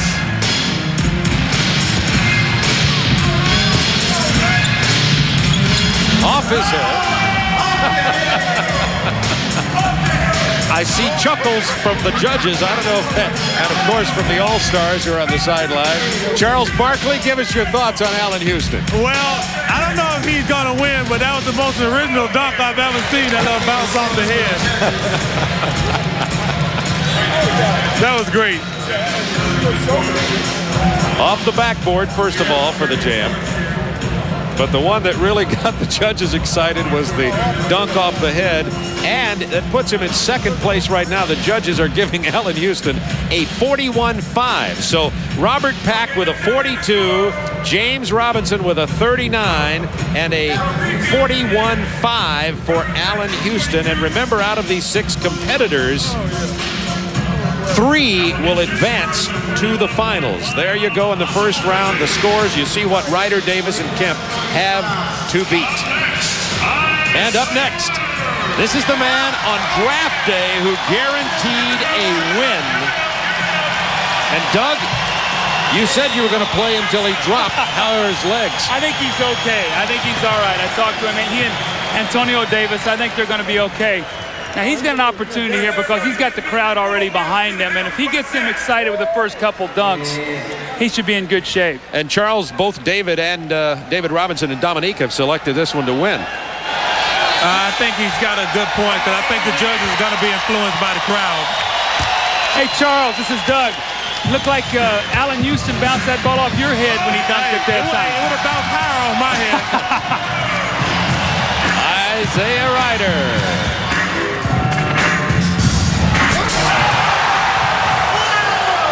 Well, that brought the crowd to their feet. Now, they are prejudiced, but the All-Stars on the sideline are not necessarily, and they, too, came to their feet. 90 seconds, he has to have 3 dunks.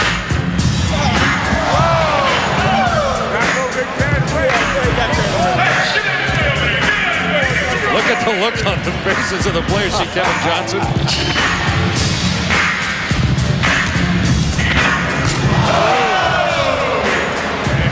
You know what he's got to be careful about, expending an awful lot of energy here and getting nothing done. You know, he's got 1 dunk down. The 2 that are down, counting this one now, however, have been the most spectacular of the night so far. Now, I guess he's going to save that corner dunk where he takes the ball between his legs for the finals. I guess he figures he's in the finals, QB, so. He just waved it off, Doug. I think he was going to attempt it. Now he just changed his mind. That'll count as 3.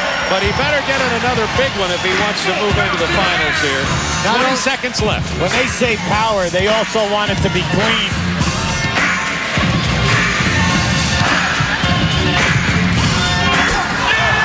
That was big.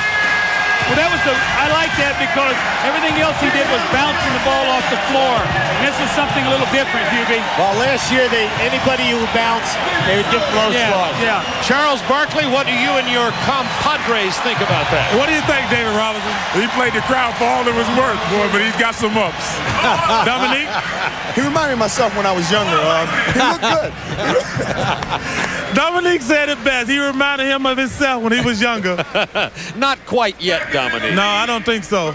Ryder with the highest score so far of 46.8 for the. Remember, they're being judged on the entire 90-second performance. That does put Isaiah Ryder in the finals as they stand right now. So there you see, right now it's Ryder, Pack, and Houston. Davis and Kemp have to beat 41, 5, and 42 to move into the final three. And our next dunker from Indiana, Antonio Davis, who is replacing the injured Doug Christie of the Los Angeles Lakers. Bob, I want to tell you something. I've never really seen this young guy play in person. This guy's a good basketball player. When I put him in the game tonight, the whole game changed, Hubie. He can rebound. This kid is a good basketball player. He has 90 seconds now for his dunk opportunities between the legs and down. Now this is a big dunker. Antonio Davis at 6'9". Sometimes this reflects in the judge's opinion of how good his dunk is. 360.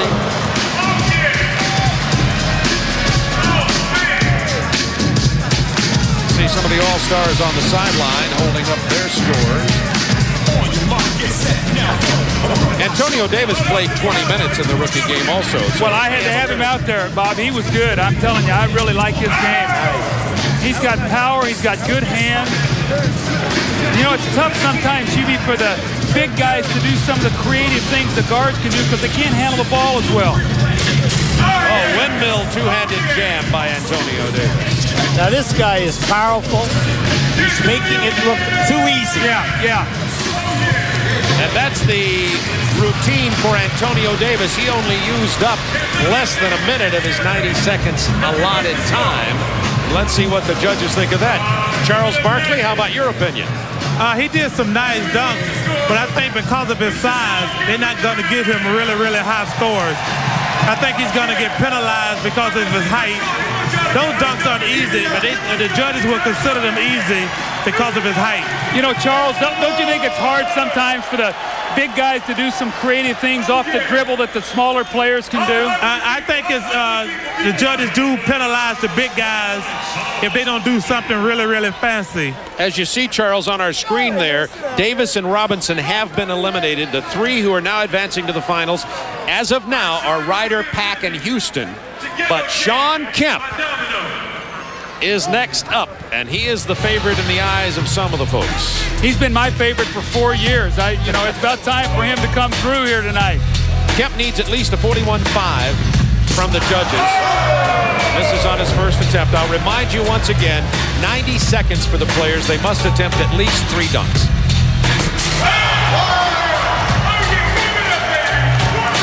Now that was power, Hubie. There's your power dunk. He brought that from the mezzanine.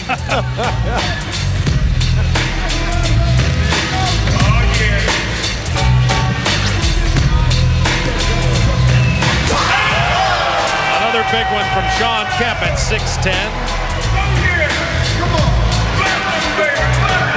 Dikembe Mutombe, you see Charles Oakley, Danny Manning on the sideline, Patrick Ewing. The All-Stars in the background with Charles Barkley, Dominique Wilkins, David Robinson. They're all out here tonight. Behind the back jam.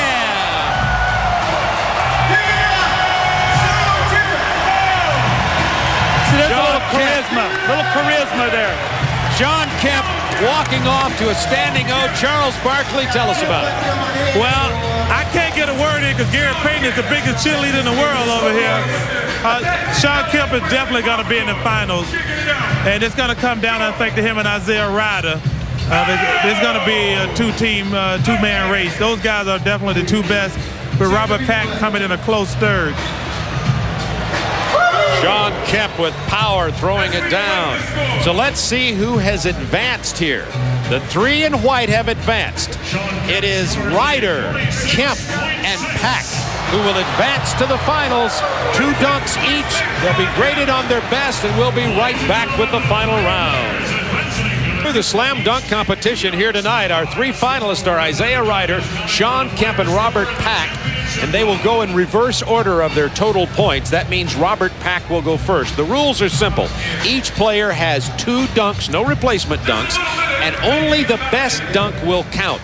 And, of course, the maximum score will be 50. Nobody got a 50 on the 90-second reviews of our panel of judges in the first round of 6. So we'll be down to 3 now. Each will have 2 dunks, and we will move our competition to the basket on our right. It'll be Pack going first, Sean Kemp second, and then Isaiah Ryder. Here's Robert Pack, 6'2", out of Southern Cal, plays for the Denver Nuggets. Explosive young man. Robert Pack. Yo. Now, no clock on this, simply 2 dunks. And I will mention one other thing that's sometimes vague in the minds of our viewer. A dunk that doesn't count is one that the player never lets out of his hand. No matter what he does, if he holds on to it, it won't count. If he tries to dunk it and he misses, then it's just missed. That's Pack's first one. That's a beauty. Give it up for Pack. Only 6'2".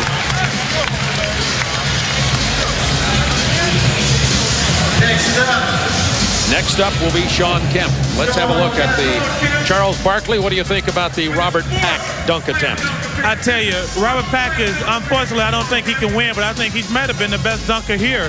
But because the crowd is so excited by Sean Kemp and J.R. Ryder, this guy is a small guy. He's not 6 feet tall, and the dunk he's doing is pretty amazing. And the judges have given him on that first dunk a 43.8. And now each player will dunk once, rotating through the 3 finalists, and then they'll have another opportunity. So our second player with his first dunk attempt in the final round is Sean Kemp.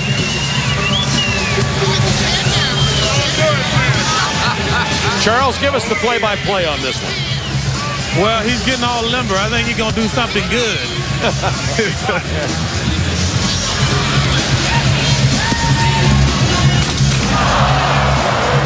Now, he will not get to replace that, so Sean Kemp has missed his dunk. He will get 2. I will remind fans that only 1 score will count, not a cumulative score.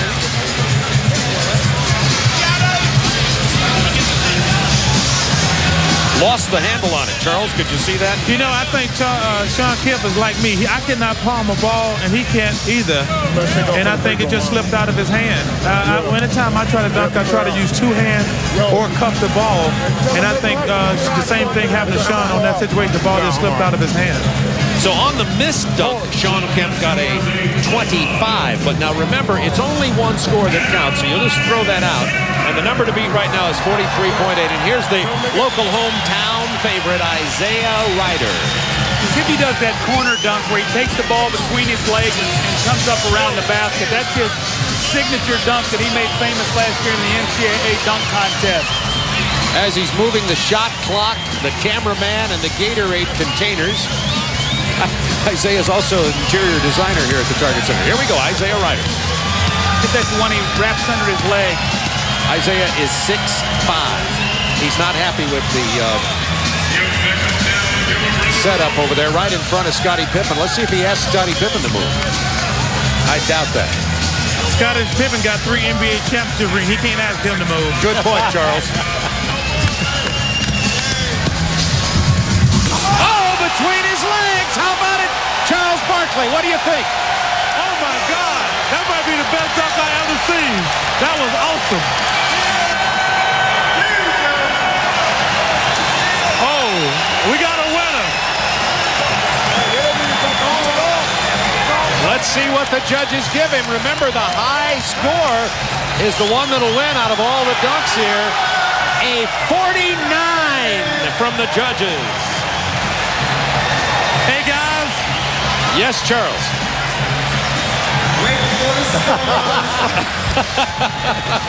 Charles, how about your instant replay of yourself? Hey, you know what? I want to know what happened to his other point. He should have got a 50. Somebody of the 5 judges gave him a 9. Charles, they wanted to keep the competition open here. That's what happened. It had to be Dr. J, because he's the only one over there who can expect something better than that. What, Charles, what did Dominique have to say about Dominique, what you did to this? Well, you know, I think it was a 50, no question about it. You know, you got Dr. J, who's a veteran dunker, and the other 2 are jump shooters. I think it was a mistake. So there you go. Dominique, Charles, remember Dominique and Michael Jordan in Chicago a few years ago. So Dominique will probably remember that competition with Michael in Chicago. Well, you know what that was a home court job then. Here's Robert Pack, who missed his dunk.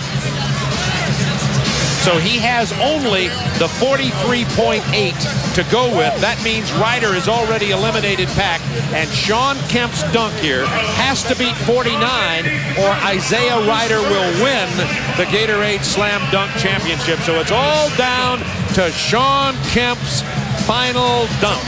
Well, J.R. Ryder said last year during the draft that he was going to win the dunk contest, so the pressure's on Sean Kemp now to make him dunk one more time. Charles, did you hear what Sean Kemp said to Greg Sager earlier? He didn't want to be the Buffalo Bills of the dunk competition. Well, he is going to be. I'm a Buffalo Bill fan, but he can forget this one. That dunk by Isaiah Ryder is I don't know if I've ever seen a dunk like that before.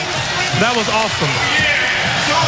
Sean is going coast to coast, Charles.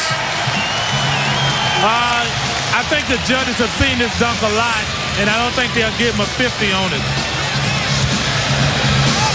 Okay, I like the fact that you do speak your mind.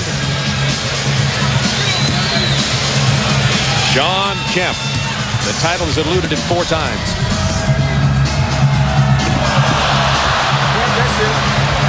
Lost the handle on the ball, and I think you had it right, Charles. He could not get a good grip on the basketball. He's got real small hands. I can't palm a ball. I don't think Sean Kemp can either, and that cost him. So Kemp only got 25 on his first missed dunk. He'll get a score here, but it's certainly not going to beat Isaiah Ryder, who got the 49. Now, Isaiah Ryder will not have to dunk again, but I think he has agreed to do another dunk. Let's see. You know what? I think that's pretty. I think that's pretty amazing that even though he has a competition, if he does another dunk, that shows a lot of class on his part. Charles, let's see if he does the one now where he pulls his shirt over his head and he dunks it. Those are the 2 he won the NCAA dunk competition. The one between his legs, and then he does one where he pulls his shirt up over his head and dunks it. So Isaiah Ryder is going to just do one more dunk to thrill the crowd. Charles, give us the play-by-play. Well, I don't think he can do anything better than to pass that first dunk. We should have handed him a trophy after that dunk. Talking to his men on the side there, asking for some thoughts on the dunk, and here comes Isaiah Ryder. Well, as the Cowboys coach Jimmy Johnson said, if you talk the talk, you got to walk the walk. Isaiah Ryder, well, he guaranteed this win. He walking and talking.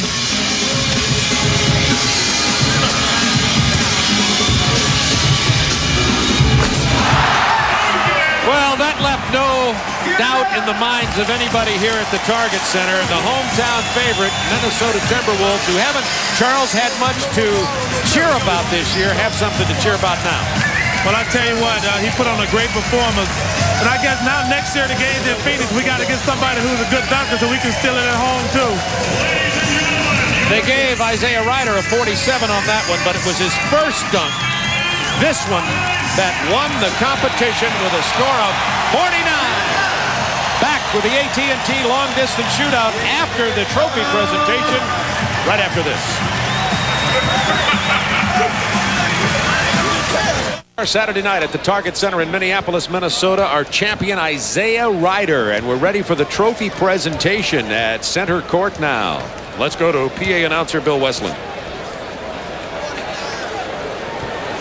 And now Bill Daly, Director of Gatorade Sports Marketing, will present a check for $20,000 plus the Gatorade Slam Dunk Championship trophy to the 1994 champion Isaiah Ryder.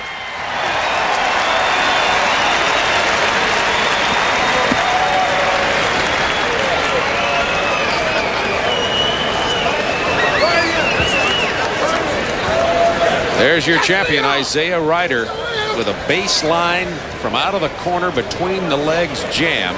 That certainly was one of the better ones we've seen in the competition since the days when Larry Nance won the first one, Spud Webb, Dominique Wilkins, Michael Jordan. There have been a long line of slam dunk champions, and that certainly will go down as one of the best dunks to win. And here's how they finished. Ryder was first. Pack was second. Kemp finished third because of the ball slipping out of his hands on both his dunks. Missed both of them in the final round, did Shawn Kemp. Houston, Davis, and Robinson then finished. And let's go to Craig Sager. Well, the music was more bounce to the ounce, 15 pounds bouncing all over. What was the dunk called that you got the 49 on? That was that East Bay Funk. East Funk. That was that East Bay Funk. You know, I had to go back in the days of high school, go between the legs. So I figured not a lot of people do it. So, you know, I'm still going to do it till people do it.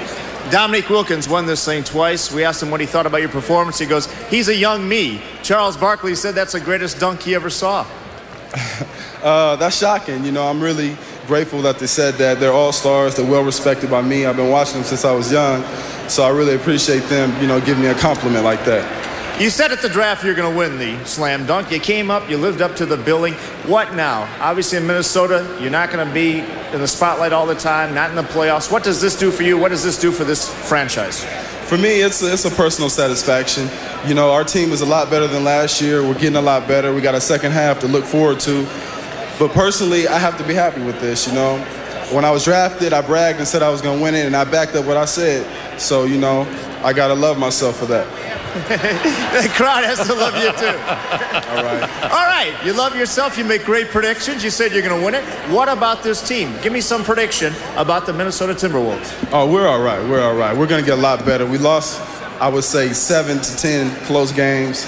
You know, as everyone gets comfortable with one another, you know, a lot of these guys are just new with each other the last 2 or 3 years. So as everyone gets comfortable and we start playing together and play a little bit harder and concentrate in the fourth quarter, we'll be all right.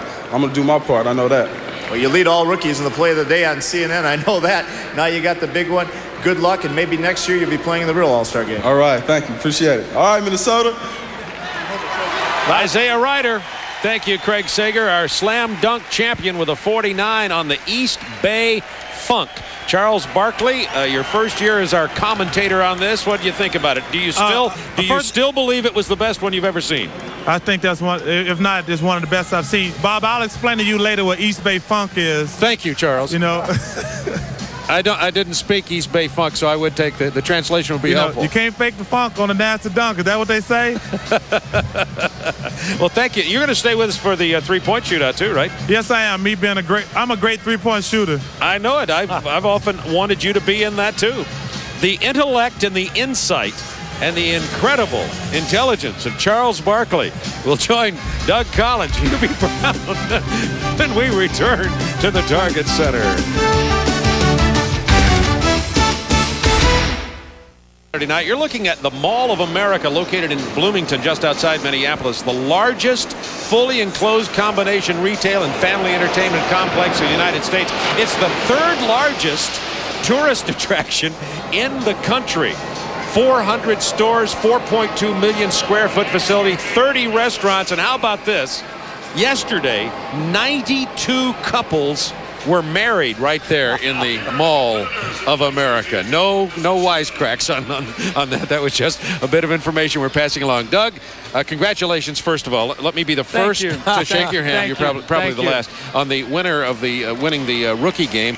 Give us your feelings about that game and how it's going to take its place here with All-Star Saturday night. What do you think? Well, you know, I liked it. There was a couple things that I talked to the guys about. I didn't want the game to get sloppy. The tendency is, and I think you saw it in stretches, guys trying to make a spectacular play, pass up a shot, take it behind their back, and I didn't want it to deteriorate to that, because then the game gets ugly and the fans get out of it. And I wanted to have some semblance and structure, even though it's an all-star game, so guys know where they're supposed to be. And I really liked the players that I had on my team. I thought they were a lot of fun. And the one thing I shared with them, Hubie, and I think you can probably appreciate this also, is their next step is they want to play on Sunday afternoon. Right. And they have talent. And the big thing now is the concentration and just the effort every single day to get there, because they all have talent. There's no question about that. Let's see. It's a little wet. Did you sweat through your coat? You know, I'll have to admit, I did start sweating a little bit, because I did want to win the game, and the guys wanted to win also. We talked about some spectacular plays. There's Anthony Hardaway. He was our MVP. What a player. Well, he's a great player. I'd say Chris Webber has unbelievable hands, too, for a big guy. He does. And Antonio Davis, I really never seen much of him. Hubie and I did the New York-Indiana game early in the year, and Hubie was pointing out to me then that Antonio Davis is a man who could be a star in this league. See, because he can not only play big forward, but he gets quality minutes as a backup center to Rick Smits. And they're on a roll right now, Indiana, and he was the major force. Dale Davis is just coming back off an injury. They're going to be a tough team in the second half of the year. Yes, they are. And I would tell you, Lindsey Hunter is so quick with the basketball. He's frightening. You know, it's almost sometimes he's too quick for himself. And he gets to a point where he gets a little off balance. If he gets himself to where nowhere he wants to get on the floor, he is lightning in a bottle. He is so quick. Lindsey Hunter is so quick. He can turn out the light we were get in bed before it gets dark. And you know who else is a really good player, and sometimes he gets lost in the shuffle, Bob, is Tony Kukoc. I was just going to bring that up. I mean, he shoots the three. You can post him. You can run screen roll with him. He passes the basketball. I really like him. Well, you know, he's not a fancy player. Right. He was 6 for 8, came in with 14 points, hit 2 threes. Right. Very quietly does his job. Of course, remember, a lot of kids out there. He's an adult. He's 6? He's a kid to 25 years old. He's a kid to us. Speaking of kid, Charles Barkley, who joined us on the slam dunk competition, is going to be here with the three-point shootout. Charles, did you get an opportunity to view much of that rookie game, and what did you ever think about it? What about the idea of it? I enjoyed watching it. Bob, I've said I think eventually Anthony Hardaway is going to be the best player out there. I think right now Chris Webber is definitely leading in Rookie of the Year. But my favorite, the guy I think is going to be the best after it's all said and done, is Anthony Hardaway. I just think he's terrific.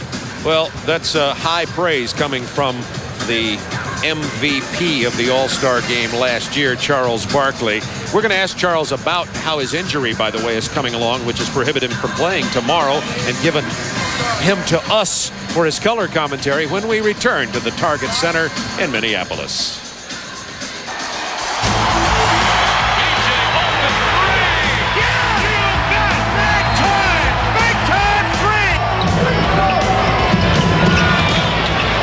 For 3. Oh, no! Working it around, Murray again for 3.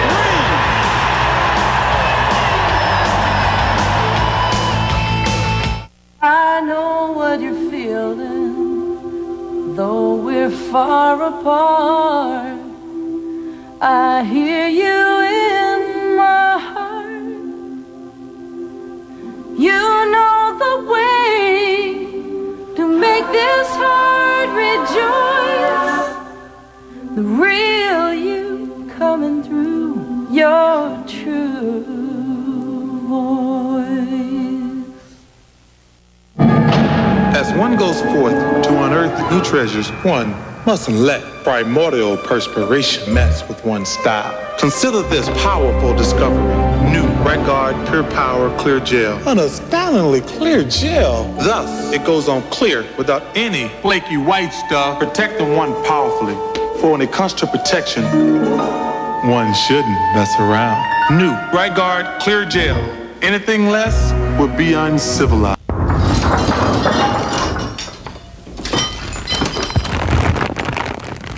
Each day, we're reminded of the importance of our family's safety and security. There's no such thing as feeling too safe. Act now. Order your ATEL home security system today and receive the added protection of a monitored fire alarm at no additional charge. For details, call ATEL, your authorized AT&T security dealer, at 1-800-863-ATEL. Hi. Hi, kids.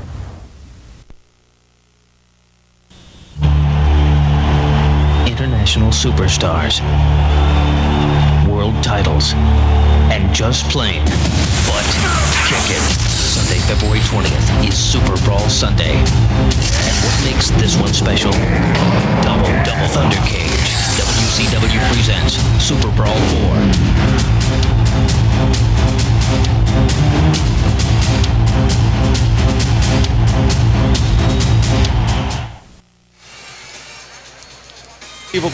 In that incredible, unbelievable shooting streak by Craig Hodges. We'll be back with a 1994 AT&T Long Distance Shootout right after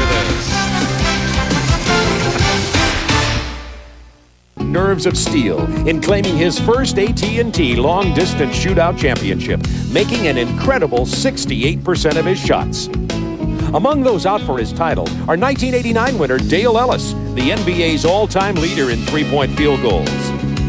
The league's 8th leading scorer and top shooting guard, Sacramento King Mitch Richmond. And sharp-shooting Chicago Bulls guard Steve Kerr, the deadliest three-point shooter in league history.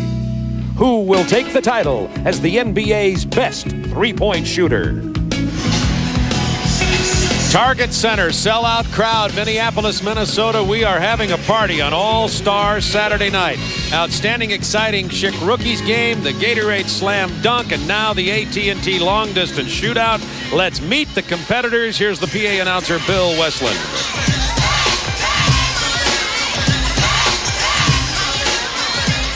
Now let's meet the competitors in tonight's AT&T Long Distance Shootout.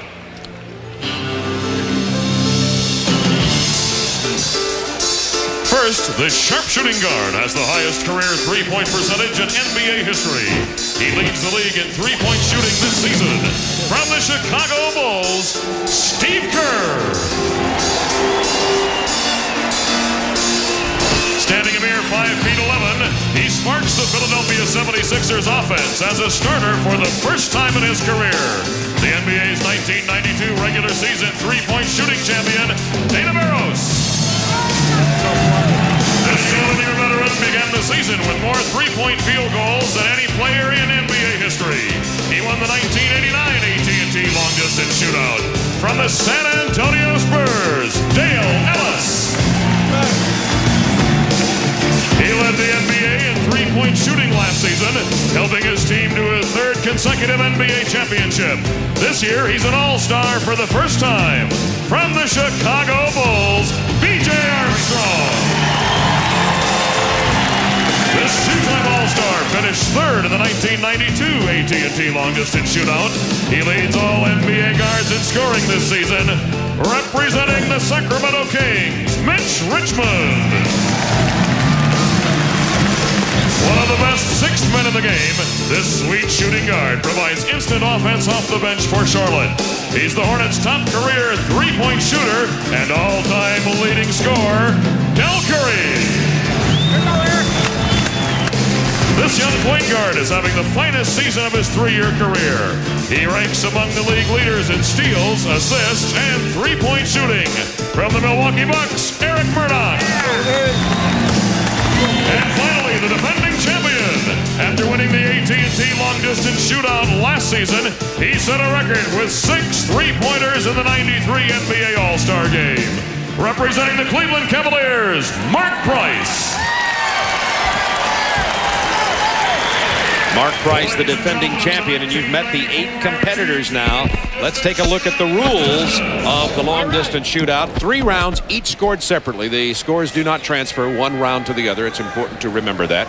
The regulation ball counts for 1 point. The red, white, and blue ball, 2. A total of 30 points available out of the 5 racks that will be distributed around the 3-point line. The top 4 in the first round advance. The top 2 in the semis down to a championship round. And if there is a tiebreaker in terms of balls made and points scored, there will be a 24-second shootout. Now, in the first round, if you look at the prize money of $20,000, in the first round, 2 competitors will perform at once. One on the left side of your screen, one on the right.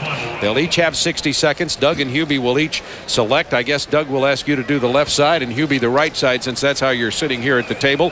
And our first competitors will be Dale Ellis over on the left and Eric Murdoch for the Bucks will be on the right. The competitors can choose which corner they prefer to start from, and they will have 60 seconds to score as many as 30 points. We are ready to begin the long distance shootout. Dale Ellis on the left, Eric Murdoch on the right. Hubie, I always feel like it's so important for a guy to get off to a good start, because if you don't, sometimes you fight getting into any kind of rhythm. The old rhythm of taking it off the rack is the key. Ooh, Murdoch, 2 out of 3. Dale Ellis, 3 out of 4, and he misses the money ball, so 3 out of 5. Well, Murdoch was 3 for 5. Right on the money with beautiful backspin, good release. Dale Ellis looks good also. 3 out of 5 with a money ball in the second rack. Right now, to me, Murdoch is is straining a little bit on the shot. Well, Dale Ellis is so smooth. 4 out of 5 with the money ball. He's on a roll. Yeah, Murdoch needed that. Hit the money ball. Boy, Dale Ellis really looks good. His shot is smooth. He's not forcing it. 3 out of 4 once again. 4 out of 5 with the money ball once again. 3 out of 5 for Murdoch. No money ball. Dale Ellis, 2 out of 5 on the last rack, the money ball. He shot the ball so easily. It looks as though Dale Ellis is effortless with that shot. So we have unofficially 20 points out of a possible 30 for Ellis and only 12 for Eric Murdoch. Now remember, the 4 best shooters out of the first round of 8 will advance. So now Murdoch officially with 13. And Dale Ellis with 20. Now the reason why that 20 is important, last year only 120, and that was by Price. He had 21. In 92, no one scored 20 in the entire competition. Look at this, effortless. He doesn't force it. He's not a jump shooter. Right. And so as a result, he doesn't force it. And Eric Murdoch, as you saw, just really never got into a real rhythm here at the top. Well, he never made the money ball. And as you know, in this, that's the key. That gets you over the hump. Now our next 2 competitors will be Dana Barros on the left of your screen. There's Dana. And Steve Kerr will be on the right. Dana Barros is shooting 40% this year. Steve Kerr has been just deadly, and he leads the league. Steve Kerr is a jump shooter. We'll have to see if he tires out in the end. Dana Barros shoots a little bit like Dale Ellis, more of a push shot, a set shot, so his legs aren't as important to him. Big thing, key is to follow through, and do they come down in the same area that they leave the floor on? That's very important. Dana Barros, 2 out of 4 missed. 2 out of 5 missed the money ball. That was key for Kerr. Hit that money ball. From this area here, this is 23 feet 9 inches. From the corner, it's only 22 feet. 3 out of 5 in the second rack for Barros. He missed the money ball once again.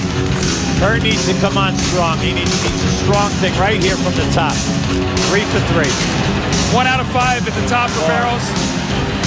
5 for 5. Key for Kerr. He needs to keep it going here now. Main thing is to take a deep breath and do not rush the shot. Barros again, 3 out of 5 with the last rack. He did not get the money ball once again. The money ball is hurting him. He's not made one yet. The money ball for Barros. He finally got it to go. You got to get it right now, Steve. Oh, Kerr shot the money ball after the buzzer. And he needed that. I don't think they'll count it. Remember now, when these 2 are competing, it's not head-to-head. The top 4 out of the 8 will advance. And there is the official score. Steve Kerr with 18, Dana Barros with 13. So far, we have Dale Ellis with 20 and Kerr with 18, Murdoch and Barros with 13 each. Well, you saw Dana Barros. He never really got into a rhythm, really struggled with the money ball. You see here he missed 4 in a row, finally got that one to go, and then finally the money ball.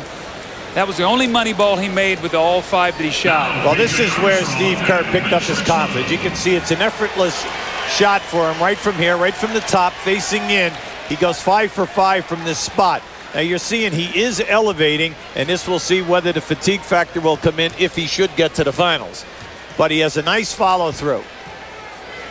That was his money rack, and here we go. The first 4, Ellis and Kerr with 20 and 18 respectively, Murdoch and Barros with 13. So the next 4 competitors will be, the next 2 will be B.J. Armstrong and Mitch Richmond.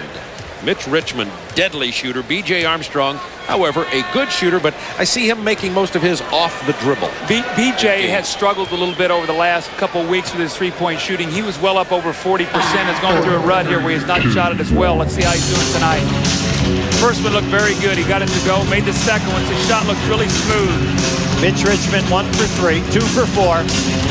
B.J. 2 for 5. He did not get the money ball to go. 2 for 5 for Richmond.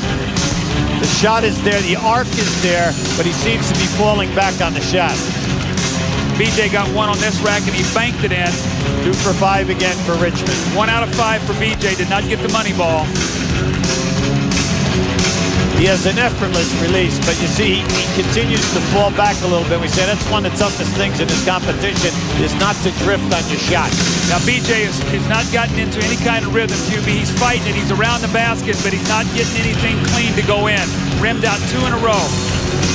Mitch Richmond, oh, he gets the money ball on a roll-in. 4 out of 5.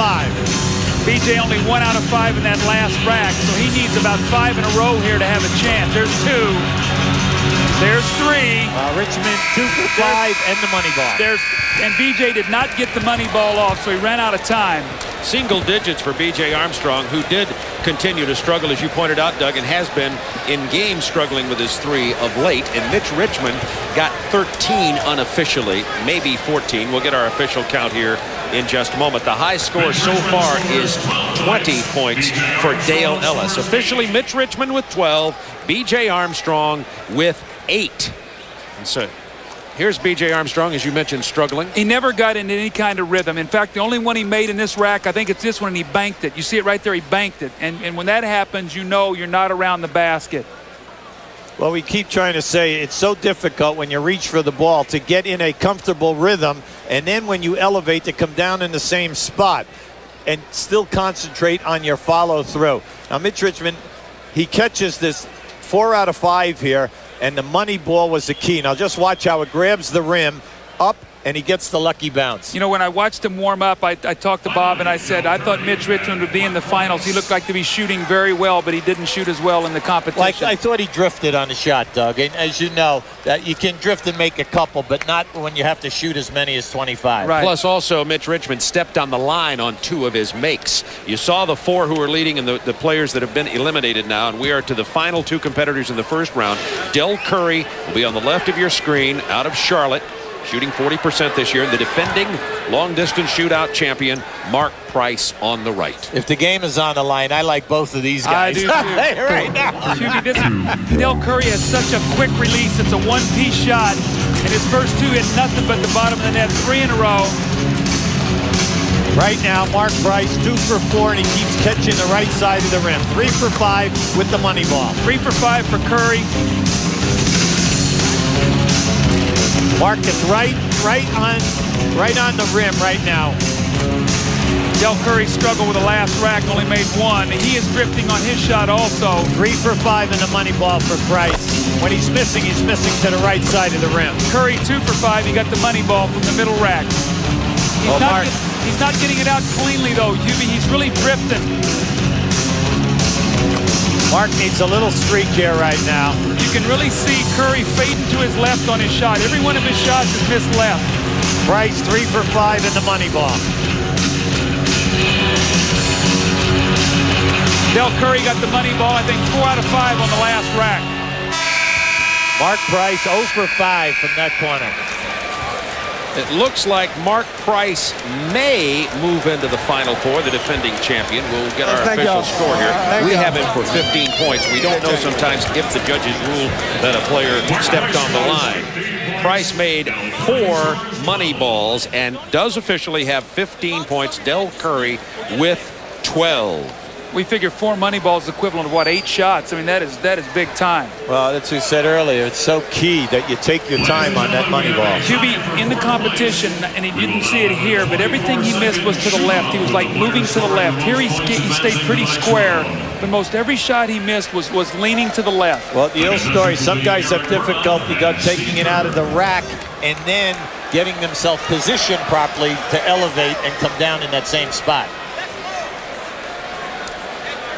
The thing that hurt Mark Price was the left corner, the final corner. As he attempted his shots, he went 0 for 5. And we will have a shoot-off here for 4th place. If you take a look at the players who advance, Armstrong, Richmond, and Curry do not advance. Price, Ellis, and Kerr do. Murdoch and Barros up in the top row in the center, both with 13, will have a 24-second shoot-off. One of them will advance to the second round and the Final Four.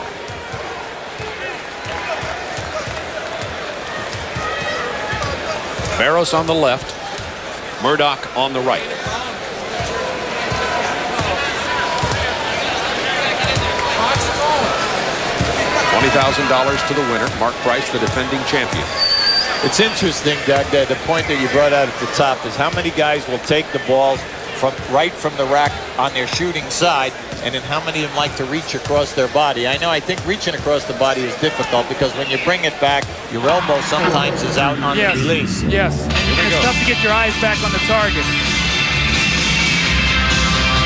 Barrows misses his first 3. Murdoch 2 for 4. And he missed the money ball. 0 for 5 for Barrows. Made his first shot, missed his next one, missed the next one. Murdoch 2 for 9. And he got the money ball. Oh my. This is close. This might be another shootout. Yeah, it looks like it's tied at 5 unofficially. We may get another 24-second shootout. Let's get the official score. We have them for 5 points each. If they did, we'll do 24 more seconds. The judges are sending them back. We're going to get another shootout here at the long-distance shootout between these two. This is double OT. QB, now, Dana Barrows started out, and he starts out taking the ball off the rack to the right. And then as he moved around, when he got to the middle, he started taking it off to the left. So he changed his whole rhythm. Changed the rhythm, right. I thought that Eric just rushed himself. I thought he had a real nice pace the first time out. Maybe you're trying to get too many shots in 24 seconds instead of just making some. There you go. That's right.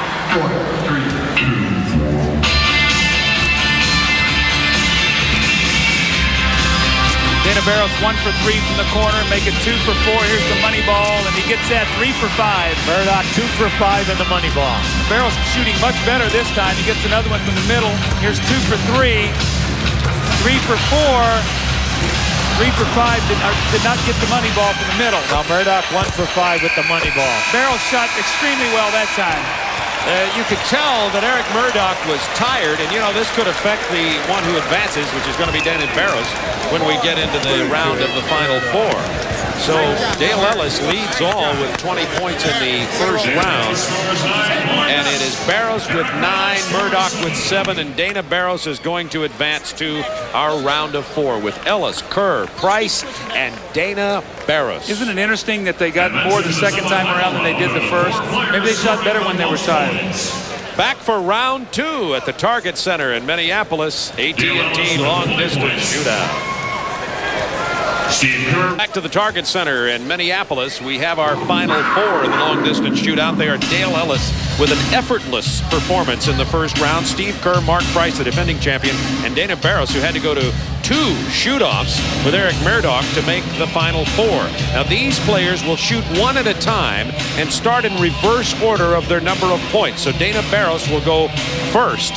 And Dana Barrows is going to be a tired camper coming off the double OT.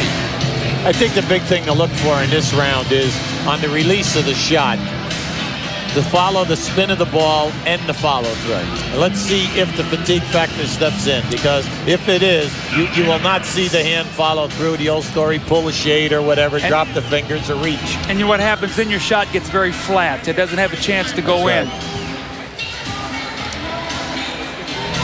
Dana Barrows, 91-92, leading three-point shooter in the NBA. He can certainly drain it, starting for the first time in his career, including college, at Philadelphia 76ers. Well, you know, when he was at BC, he made over 100 threes 2 years in a row in his junior and senior years. The only player ever to lead the Big East in scoring 2 years in a row. Dana Barrows, 60 seconds, one competitor at a time. This is the semifinal round.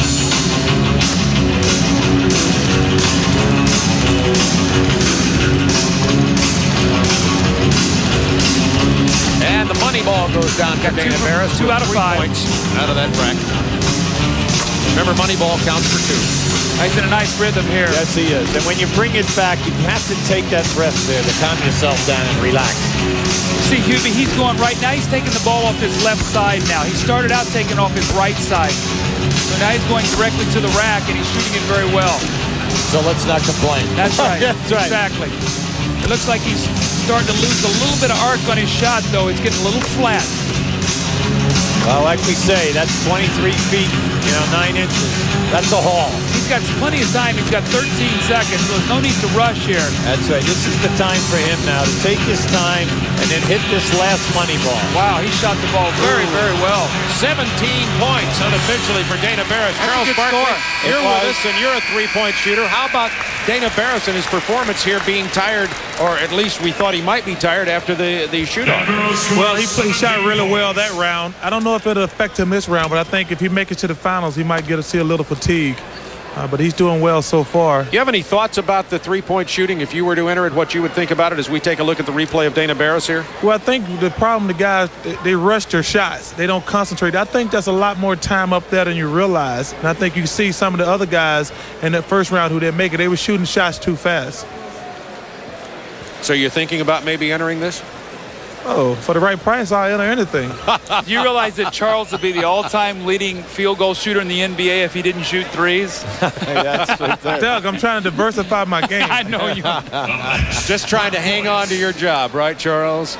Now our defending champion, Mark Price, and Doug and Hubie, here's the shot chart of how Mark hit his baskets in the first round. Well, I think it's very interesting, Hubie. He started here on the star, okay? So as he went along, look at what happened. As he got tired a little bit, he got nothing at the end. So he had, 6 out of his first 10, 8 of his first 15, and 3 of his last 10. I agree with you 100%, Doug. I said that when he went into that, you could see the fatigue entered in. He had no eyes. Now here he comes right now. 60 seconds. And that's got off to a great start. I think that's 4 out of 5 with a money ball.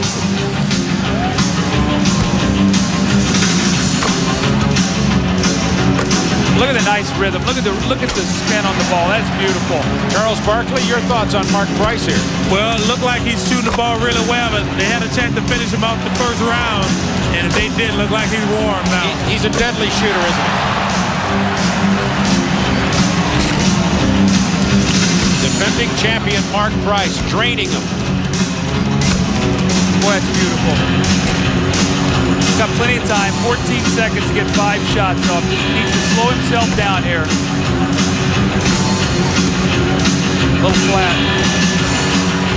That's big. Big money ball, 21 points out of a possible 30 for the defending champion Mark Price.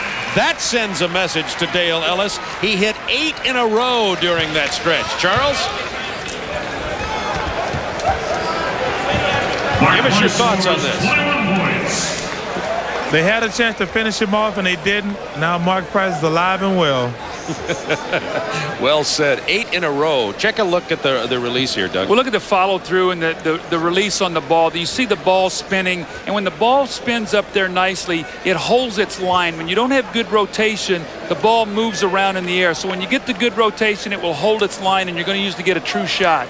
Okay, Kerr and Ellis. Kerr will be next, and then Ellis. They'll have to beat 17, and of course, if they both beat 21, it could eliminate even Mark Price. So Steve Kerr will go. Remember, the first round score does not advance, only for what they hit here. And let's take a look at the shot chart. Steve Kerr. Hubie, look at that one. Consistency. He really had a nice round. At the end also, yeah, look, he started here, he got 5 out of the last 10, but look, he had 4, 3, 7, he had 11 of his first 15, so will his legs and the fact he's a jump shooter cost him at the finish? 5, 4, 3, 2, 1.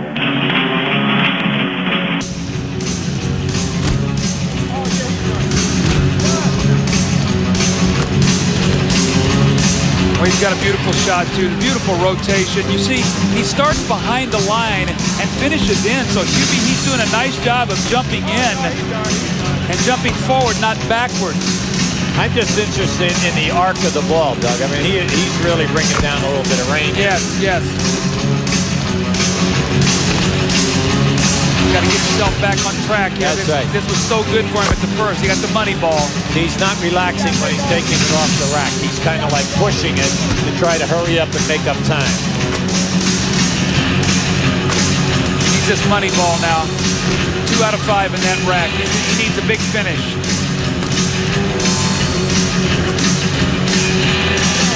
Better hurry up. He's got to get this last one off. Last time it cost him. He got it. Didn't get it to go down, though, and 13 points for Steve Kerr. So that will eliminate Steve Kerr from advancing to the finals. And now it is... Oh, you can see how tired he is. See, he starts behind the line, and he ends up about, a foot forward. So he's using his jump to go forward. He's not going backwards, which is what you'd like to do shooting a three-point shot. If you're going to move, you want to go forward or at least come down in the same spot. Well, remember, like we said, the toughest thing for guys in the fatigue factor is how high they elevate. And when you take 25 shots, yes, that will wear you down. And you could see as he was walking off, he was puffing. And you know what? 25 shots under pressure. This is pressure, too. So Kerr will not advance, and now Dale Ellis has to beat 17 to advance and eliminate Dana Barros. Charles Barkley, Dale Ellis, what is your thinking here about Dale and his clutch shooting? I got a cheerleader over here who won't answer that question. The cheerleader. This is my man. I know when he's ready to play, and I saw his eyes. He's on fire tonight. Voice of David Robinson. Here's the first round rack of balls. Well, look, you got he starts on the left side, so you got 3 and 5 as 8 and 4, 12 of his first 15, and then 5 of his last 10. So we can see the guys who've had the big numbers have really loaded up in the first 15 shots and then sort of held on at the finish. Now, when I say held on, 5 out of 10 is shooting them great, but 12 out of 15 is sensational. Well, this looks like such an easy thing to do. Yeah, I mean, we're sitting here just having a good time talking about it. That's Our legs aren't tired. Yeah, and all we want to do is have that perfect form, okay? Get in that rhythm and get that. That's right. Dale Ellis needs to beat a score of 17 to advance, off to a bad start. Oh, and he's really flat. Missed all 5 of them. Shot is a line drive. There you go. Finally got some rotation on that one. Missed 7. Missed 8. He's been sitting around for a long time over there. Missed 10 shots in a row. That's an excellent point. He shot first, and since that point in time, he's been sitting down over there the whole time. I think he got cold. What's he made? 1 for 15? 2. He's made 2, but the big thing is you can see the rush. And he needed it, like you said at the top, Doug. You have to hit a couple early to get that confidence rolling. Now he's finishing strong. QB, I think he really cooled off. He's trying to get it back. Well, he's on fire right now. And Dale Ellis will be eliminated despite getting 20 points in the first round. He will not advance to the finals. So our finalists will include Mark Price and Dana Barros for the AT&T Long Distance Shootout Championship. Mark Price, the defending champion, and Mark looked like he was on fire when he performed a moment ago. Charles Barkley, your feelings about Dale Ellis and his struggling here? I think both of the coaches hit it right on the head. He just got cold sitting over there because he never goes 1 for 15. He just got cold sitting over there. He was over there quite a long time. With the guys having it over the overtime, the first 2 rounds, and him being the last guy. I think it just got cold also. Well, we'll be back for the final shootout between Mark Price and Dana Barros for the $20,000 first prize after this. Between Barros and Price, Barros won the toss, elected to go last. Charles, what do you think of that? I don't agree with that because remember last year when Terry Porter knew what he had to beat and he rushed all the shots down the stretch? I would like to go first and put the pressure on Mark Price because if you miss your first couple shots, those last 3 racks really are tough.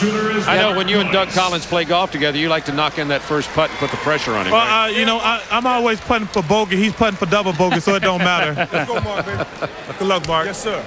Here's what Mark Price did with his rack of balls, UB, in the semifinals. Okay, look at the great start. UB 4 for 5, 4 for 5, 5 for 5. What is that? 9 for 15, or no, excuse me, 13 for 15. Now last year he won the finals with 18.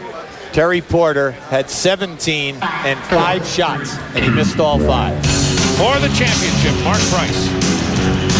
Well, he got started off great. He's hit his first 3 shots. So Dana Barros could have time to think about it. 4 in a row, and he hit the money ball. The angelic face of Mark Price with the eyes of the assassin. He had 6 in a row before a miss. I think Charles hit it right on the head. You better knock Mark Price out early. Once he gets rolling, it's too late. 9 out of 10. Is this beautiful? Look at this. Is this beautiful? Everything is there. The snap on the release is just picture. Is this beautiful?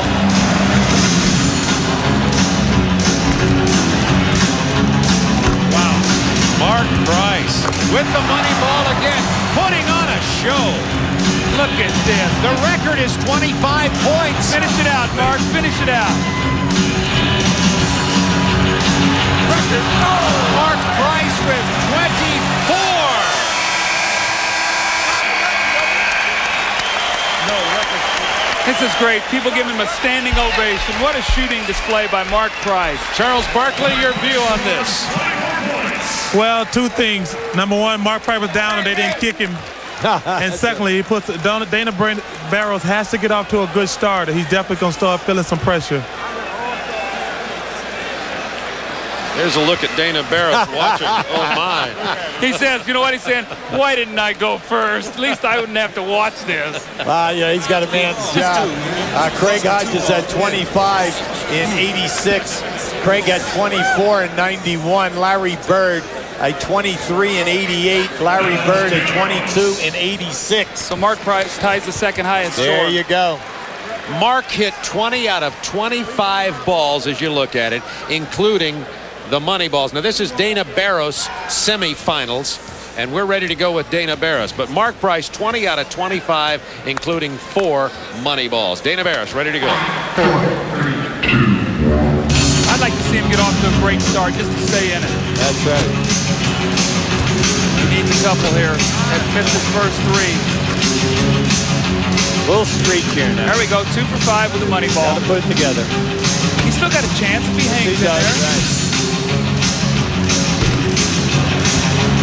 Mark Price hit 20 of 25 balls. It's too late now. Mark Price might as well hand him the trophy, QB.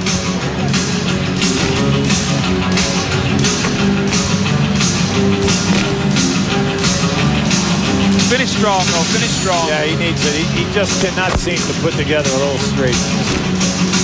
See what happens, though. He realizes he's out of it, and then you sort of half-heartedly finish it off. But, you know, the shot is all over, Doug. It's on the rim. It's to the right. It's to the left.